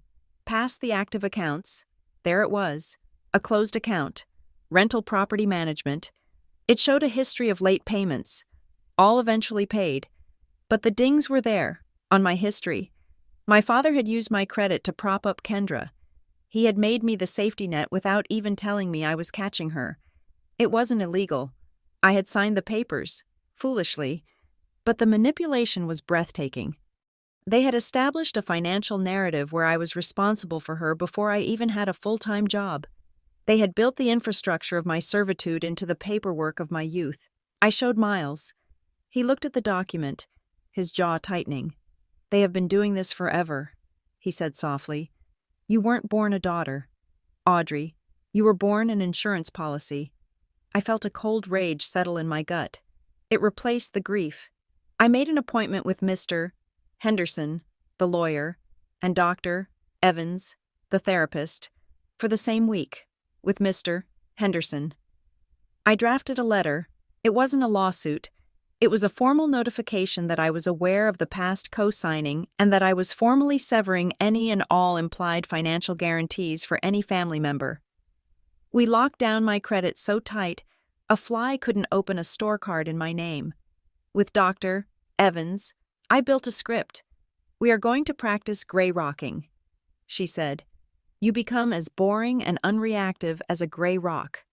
You do not explain. You do not defend. You state the fact, and then you stop talking. We rehearsed it. Audrey, you are ruining Christmas." Response: "I am sorry you feel that way, but I will not be moving in." Audrey, you are selfish. Response: "I understand you are upset." I wrote the scripts down on index cards. I kept them in my purse. Then, I went to work on the practical problem. I knew Kendra was drowning. I knew my parents were too old to handle 3 active boys full-time. I wasn't heartless. I wanted the kids to be safe. I spent 3 days researching. I found a highly rated childcare center 4 blocks from my parents' house. I called them. They had openings for the twins in their after-school program and a spot for the toddler in daycare. I found a single mother's co-op in the neighborhood where parents traded sitting hours. I printed out the forms. I highlighted the costs. I wrote down the contact names. I was offering a solution. A real, sustainable solution that did not involve me sacrificing my marriage. I texted Kendra. I have information about childcare that can help. I am coming over to drop it off. She didn't reply. When I arrived, the trap was set. My father's car was in the driveway. So was Uncle Bob's. So was the minister's car. Reverend Miller, a man I had known since baptism, was parked at the curb. They were staging an intervention. I walked to the front door. I had the folder in my hand. I took a deep breath. Gray Rock. I opened the door. They were all in the living room. My father, my mother, Kendra, Uncle Bob, and Reverend Miller. Audrey, Reverend Miller said, standing up. His voice was soft, pastoral. Come in. Your father asked me to come pray with us. We are all very concerned about the direction your spirit is taking. I stayed in the entryway. I am not here for a prayer meeting. Reverend, I said politely, I am here to give Kendra some information. I could hear the boys in the next room. The TV was on loud, cartoons blasting, but the archway was open. They could hear everything. We need to talk about your heart, my father said. He was sitting in his armchair, looking like a king on a throne. You are hardening yourself. Audrey, you are closing yourself off to God's grace and your family's love. I looked at the archway. I saw Leo's head peek around the corner. I am not having this conversation with the children present. I said, they are fine, Kendra said, wiping her eyes. She was playing the victim perfectly for the minister. They need to see that we are trying to fix this. No, I said, they do not need to see their grandfather attacking their aunt. I am not attacking you, Dad shouted. I am trying to save you. I turned to Kendra. I held out the folder. This is a list of childcare centers with immediate openings. I said, and a co-op group. It is affordable. It is professional. It will give you a break without burning out Mom and Dad. Dad stood up. He walked over and slapped the folder out of my hand. Papers scattered across the floor. We do not want brochures, he yelled. We want you. Reverend Miller looked uncomfortable. Frank, perhaps we should... She is trying to buy us off, Dad roared. She is trying to replace her flesh and blood with strangers. I looked at the papers on the floor. I didn't pick them up. I am offering a safety net. Dad, I said, you are the one kicking it away. I turned to the archway. Leo was watching, his thumb in his mouth. I love you, Leo, I called out. Then I turned back to the room. I am leaving. You walk out that door, my father said, his voice shaking with rage. And you are dead to us. I looked him in the eye. I have been dead to you the moment I stopped being useful. I said. I walked out. I sat in my car, shaking. But I didn't leave the neighborhood. I drove around the block and parked. I waited. 10 minutes later, I saw the Reverend's car leave. Then Uncle Bob's. I waited another 20 minutes. Then I saw Kendra come out. She was sitting on the front porch steps, smoking a cigarette, a habit she hid from our parents. I got out of my car and walked over. She saw me, but she didn't yell. She just looked tired. I sat down on the step next to her. You shouldn't smoke, I said. You shouldn't be a bitch, she said, but there was no heat in it. We sat in silence for a moment. Why are you doing this? Kendra, I asked. Not the divorce. The war against me. Why do you want me to be the villain so bad? She took a drag of the cigarette. Because you got out, she said. What? You got out, she repeated. You found Miles. You found a way to be normal. You have a quiet house. You have money. You have a husband who looks at you like you are a person, not a project. She exhaled a plume of smoke. When Rick left, she said, her voice breaking, I realized I was stuck. I am 36. I have 3 kids. I have no money. I am living in the room I grew up in. I am trapped. Audrey, I am trapped in this house with them. And looking at you being free, it makes me want to scream. So you want to drag me back in? I asked. If you are here, she whispered, then I am not the only failure. If you are here, suffering with me, then it is just how we live. But if you are out there being happy, then I am just the loser who couldn't make it. I looked at her. It was twisted, ugly, and deeply human. It wasn't about the honeymoon. It was about the ring. It was about the fact that my marriage symbolized an exit door she hadn't found. I felt a wave of compassion, but it wasn't the kind that made me want to fix it. It was the kind that made me want to mourn her. Kendra, I said softly, I can love you and still say no. She looked at me. No, you can't. She said, not in this family. In this family, love is yes. Love is doing what you are told. That isn't love, I said. That is payment. She flicked the cigarette onto the driveway. Well, she said, get ready for the bill. Dad is not done. What do you mean? He is selling the cabin. She said. I froze. The cabin. It was a small A-frame on a lake 3 hours north. It wasn't a mansion, but it was the one place in my childhood where the noise stopped. It was where I had learned to swim. It was where I had my first kiss. It was the only place where my father ever seemed to relax. He had always promised it would be kept in the trust for the grandchildren. He can't. I said, he is signing the papers next week. She said, he says you do not value family traditions anymore, so there is no point keeping it. He is going to use the money to buy me a house. She looked at me, a challenge in her eyes. He is doing it to bait you, she said. He knows it is the only thing you really care about. He wants you to beg him to stop. He wants you to offer to pay for my house so he keeps the cabin. I felt a sick lurch in my stomach. It was the ultimate leverage. The cabin was my sanctuary. He is going to pit us against each other. I realized, my inheritance versus your survival. He already has, she said. She stood up. Go home. Audrey, you cannot win. He will burn everything down before he lets you walk away with the ashes. She went inside. I drove home in a daze. Selling the cabin was a surgical strike. It was designed to hurt me specifically, deeply, and permanently. It was designed to force me to open my checkbook. Don't sell the cabin. Dad, I'll pay for Kendra's rent. That was the line he was waiting for. I walked into my house. Miles was waiting. He is selling the cabin, I said.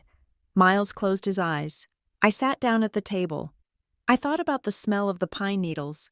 I thought about the sound of the rain on the tin roof. He thinks I will pay the ransom. I said, will you? Miles asked. I looked at him. I looked at our life.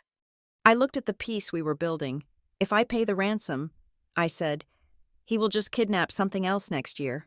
I realized then that the fight wasn't about a vacation, or a lease, or a cabin. It was about reality.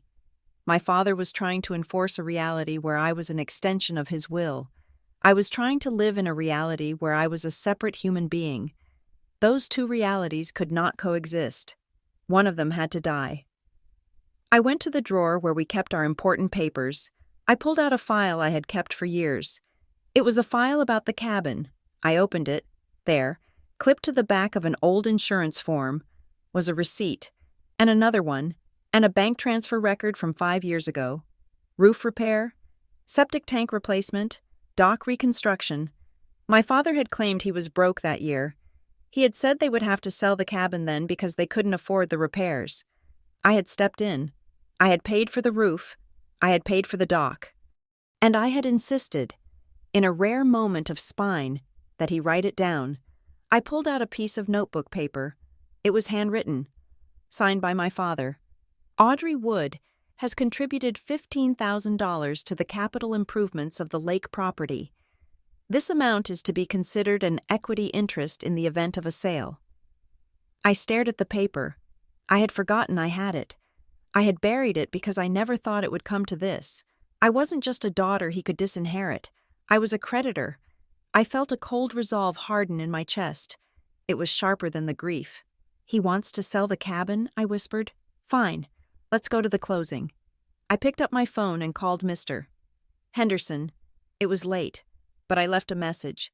I need you to come to a meeting with me. I said, my father is selling a property, and I believe I have a claim on the title. I hung up. I wasn't going to save the cabin. I wasn't going to save Kendra.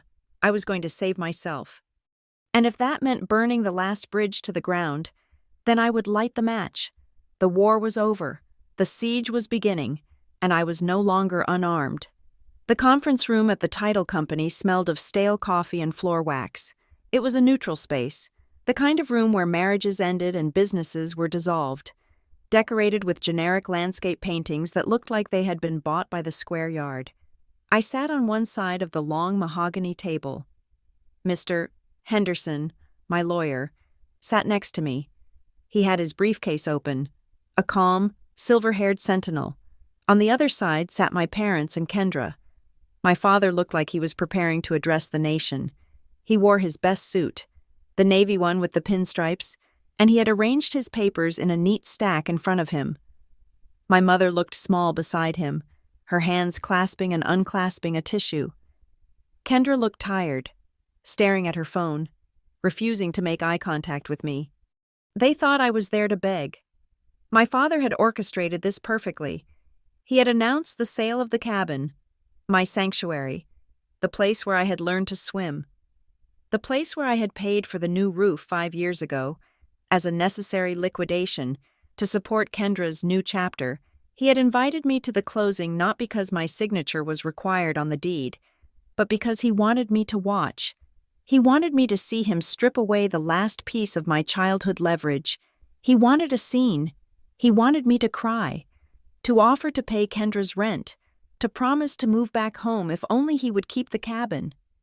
I folded my hands on the table. I was not going to cry. Let us proceed, the title agent said. She was a woman in her 40s who clearly wanted to be anywhere else. We are here to finalize the sale of the property located at 440 Pine Ridge Road. The buyers are ready to wire the funds upon clearance of the title. My father nodded, a benevolent smile on his face. Excellent. It is a sad day, of course, letting go of family history, but we do what we must for our children. He glanced at me. The barb landed, but I did not flinch. We have a slight complication. Mr. Henderson said. His voice was soft, like dry leaves skittering on pavement. My father frowned. Complication? There is no complication. The deed is in my name and my wife's name. The trust is clear. That is correct regarding the primary deed. Mr. Henderson said. However, my client, Mrs. Davis, has a documented equitable interest in the property. My father laughed. It was a harsh, barking sound. Equitable interest? She has visited a few weekends a year. That does not give her interest. Mr. Henderson slid a piece of paper across the table. It was a photocopy of the handwritten agreement my father had signed 5 years ago. The ink was dark and undeniable. Audrey Wood has contributed $15,000 to the capital improvements of the lake property. This amount is to be considered an equity interest in the event of a sale. My father stared at the paper. His face turned a shade of red I remembered from my teenage years, the color of dangerous. Unchecked rage. This is ridiculous, he sputtered. This was help. She was helping the family. The document states otherwise. Mr. Henderson said, it explicitly characterizes the contribution as an equity interest.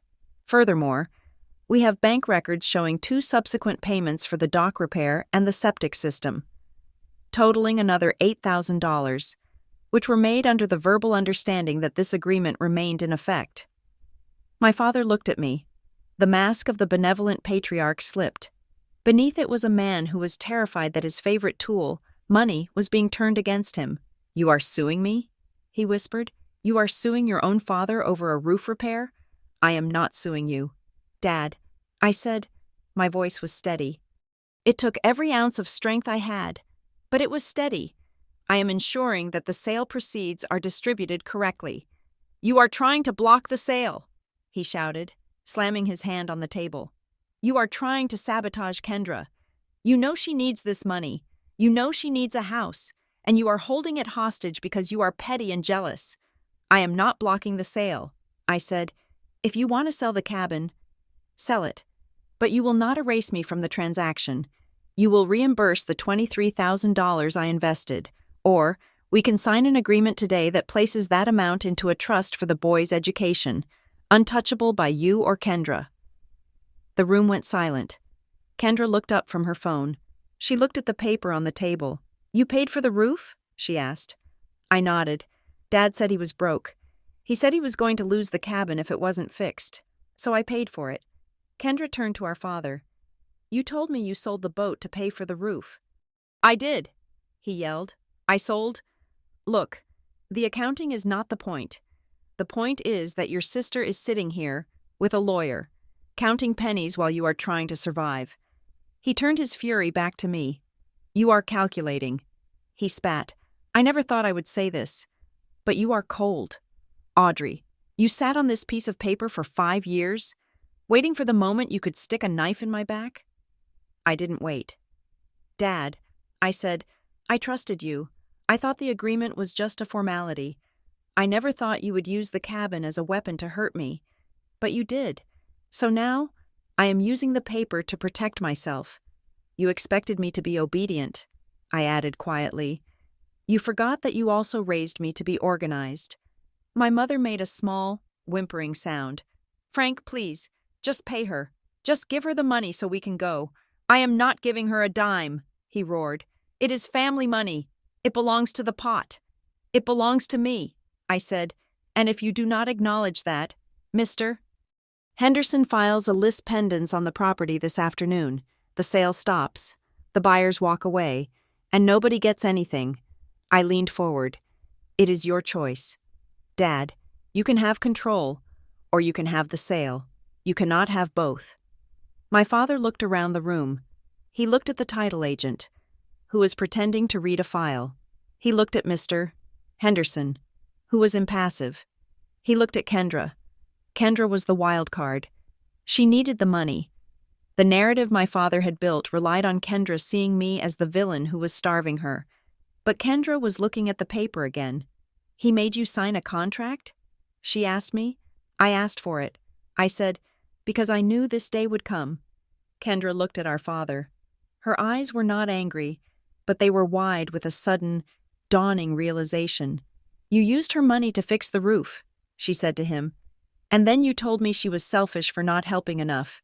It is all the same pot, he insisted. It is not the same pot, Kendra said softly. It is her savings. She looked at me. Take the money. Audrey, she said. My father gasped. Kendra, pay her. Dad, Kendra said, her voice rising. Pay her the $23,000. I don't care. I don't want her money. But the house, he started. I will get a smaller house, Kendra shouted. I don't care. Just stop it. Stop acting like she is stealing from us when she is the one who fixed the damn roof. The room fractured. My mother put her head in her hands. My father turned purple, his chest heaving. He looked at Kendra as if she had spoken in tongues. He had lost the jury. Fine, he hissed. He grabbed a pen and scribbled on the amendment form. Mr. Henderson had prepared. Take your blood money. I hope it makes you happy. I hope you can sleep at night knowing you took food out of your nephews' mouths. I signed the paper. I will sleep fine. Dad, I said, because I know the math. The door to the conference room opened. We all jumped. It was the sitter, a teenage girl named Chloe who lived down the street from my parents. She looked apologetic. I am so sorry, she said. The front desk told us to come back here. Leo had a bathroom emergency and I didn't want to leave the other two alone in the lobby, behind her. The 3 boys stood in a clump. Leo looked pale. Sam and Cooper were wide-eyed, taking in the tension in the room like little barometers. My father's face changed instantly. He put on the mask of the grieving grandfather. He slumped in his chair, looking at the boys with tragic eyes. Come here, boys, he said, his voice trembling for effect. Come see what your aunt is doing to your family. I moved before I thought. I stood up and walked around the table, putting my body between the boys and my father. I crouched down, blocking their view of his red, angry face. Hey guys, I said, forcing my voice to be bright and warm. It is so boring in here, isn't it? Just a bunch of boring papers. Leo looked at me. Is Grandpa mad? No, I lied smoothly. Grandpa is just tired. We are all done here. Chloe, why don't you take them to the park across the street? I saw an ice cream truck there when I parked. I pulled a $20 bill from my purse and handed it to Chloe. Double scoops, I said. On me. Chloe nodded, sensing the danger in the room. Come on, guys. Ice cream. The boys cheered, their anxiety vanishing at the promise of sugar. They turned and ran out of the room. I stood up. My hands were shaking, but I hid them behind my back. You are despicable, my father said. I looked at him. I just protected them from you. I said, I protected them from seeing their grandfather try to weaponize them in a contract dispute. You were about to tell a 5-year-old that I was stealing his food. It is the truth, he yelled. It is abuse. I said. I walked back to the table and picked up my copy of the signed agreement. I put it in my bag. Mister? Henderson closed his briefcase. We are done here, I said. My father stood up. He looked smaller than he had an hour ago. The checkmate had drained him. You chose money over family. He said. It was his final play. The slogan he would put on my tombstone. You chose a check over your own flesh and blood. I looked at him. I looked at the man I had spent 33 years trying to please. I looked at the man whose approval I had chased like a drug, paying for it with my silence, my labor, and my sanity. I didn't choose money. Dad, I said, then what? He sneered. What did you win? Audrey, you chose control over love. I said, I chose peace. I turned to my mother. She was crying silently. I love you, Mom, I said, but I am not coming back to fix this. I walked to the door. One more thing, I said, stopping with my hand on the knob. I looked at all of them. I will see the boys. I will keep my Tuesday commitment with Kendra as long as she wants it. I will send birthday cards. But I am done with the emergencies. I am done with the guilt trips. If you call me screaming, I will hang up. If you send me flying monkeys to pressure me, I will block them. If you show up at my house uninvited, I will not open the door. You cannot dictate terms to us, my father shouted. I just did. I said, I walked out. I walked down the long hallway of the office building. My heels clicked on the linoleum. I felt lightheaded. I felt a strange sensation in my chest, a gaping hole where the hope used to be. The hope that he would one day say, Good job, Audrey. The hope that they would see me. That hope was dead, but in its place, there was air. Clean, cold air. I got to the elevator. Kendra was behind me. Audrey. Wait. I turned. She walked up to me. She looked shaken. She had seen the receipt. She had seen the proof that I had been carrying the load even when she thought I was coasting. You are really taking the money? She asked. Yes, I said. I need it. Audrey, I know. I said. But if I give it to you, he wins. If I give it to you, I am paying him to stop abusing me. I can't do that anymore. She leaned against the wall. She looked young and old at the same time. What am I supposed to do? She whispered. I am alone. Rick is gone. You are gone. Dad is losing his mind. I looked at her. You are not alone. I said, You have 3 kids who think you are the sun and the moon. She laughed bitterly. That is a lot of pressure. It is. I agreed. Audrey, she said, looking at the floor. If you were me, what would you do? Without the family propping you up? How do you stand? I thought about it. I thought about the terror of the last few weeks. The terror of the first time I said no. You build your own floor. I said, What does that mean? It means you stop using people as lifelines. I said, You get a job. Any job. You get a small apartment. You eat ramen if you have to. But you pay your own rent. Because as long as he pays your rent, he owns the keys. She looked at me. Fear washed over her face. I don't think I can, she said. I think you can. I said, You are a wood. We are stubborn as hell. You just have to aim it at the right person. The elevator dinged. The doors opened. I stepped in. "Are we going to be okay?" she asked, standing in the hallway. "I don't know," I said honestly, "but I'm going to be okay." The doors closed. I walked out to my car. The sun was setting, casting long shadows across the parking lot. I got into the driver's seat. I didn't start the engine immediately. I sat there, gripping the wheel. I expected to feel triumphant. I had won the battle. I had kept my money. I had protected my dignity. But I didn't feel like a winner. I felt like an orphan. I realized then that boundaries are not walls you build to keep people out. They are the perimeter you walk to make sure you are still there. I had walked the perimeter. I had found the edges of myself. And I had found that I ended where my father began. I picked up my phone.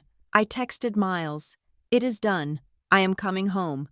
He replied instantly, "I am making tacos. And I love you." I smiled.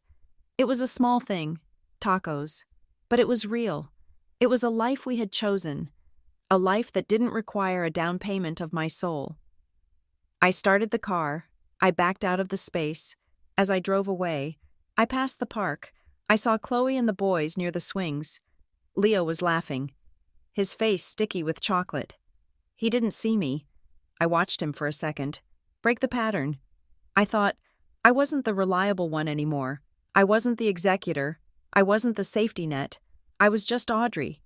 And as I merged onto the highway, heading toward the house that Miles and I owned, the house where the phone didn't ring with demands, the house where love was a gift and not a debt, I realized that was enough.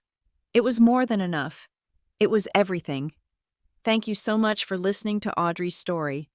It was a journey through the difficult terrain of family obligation and the liberation of setting boundaries. I would love to know where you are tuning in from. Please leave a comment below with your country or city. If you enjoyed this story and want to hear more realistic, emotionally gripping tales of justice and family drama, please subscribe to Revenge Stories. Don't forget to share your thoughts on Audrey's decision in the comments. Did she do the right thing? Let's discuss it in English below.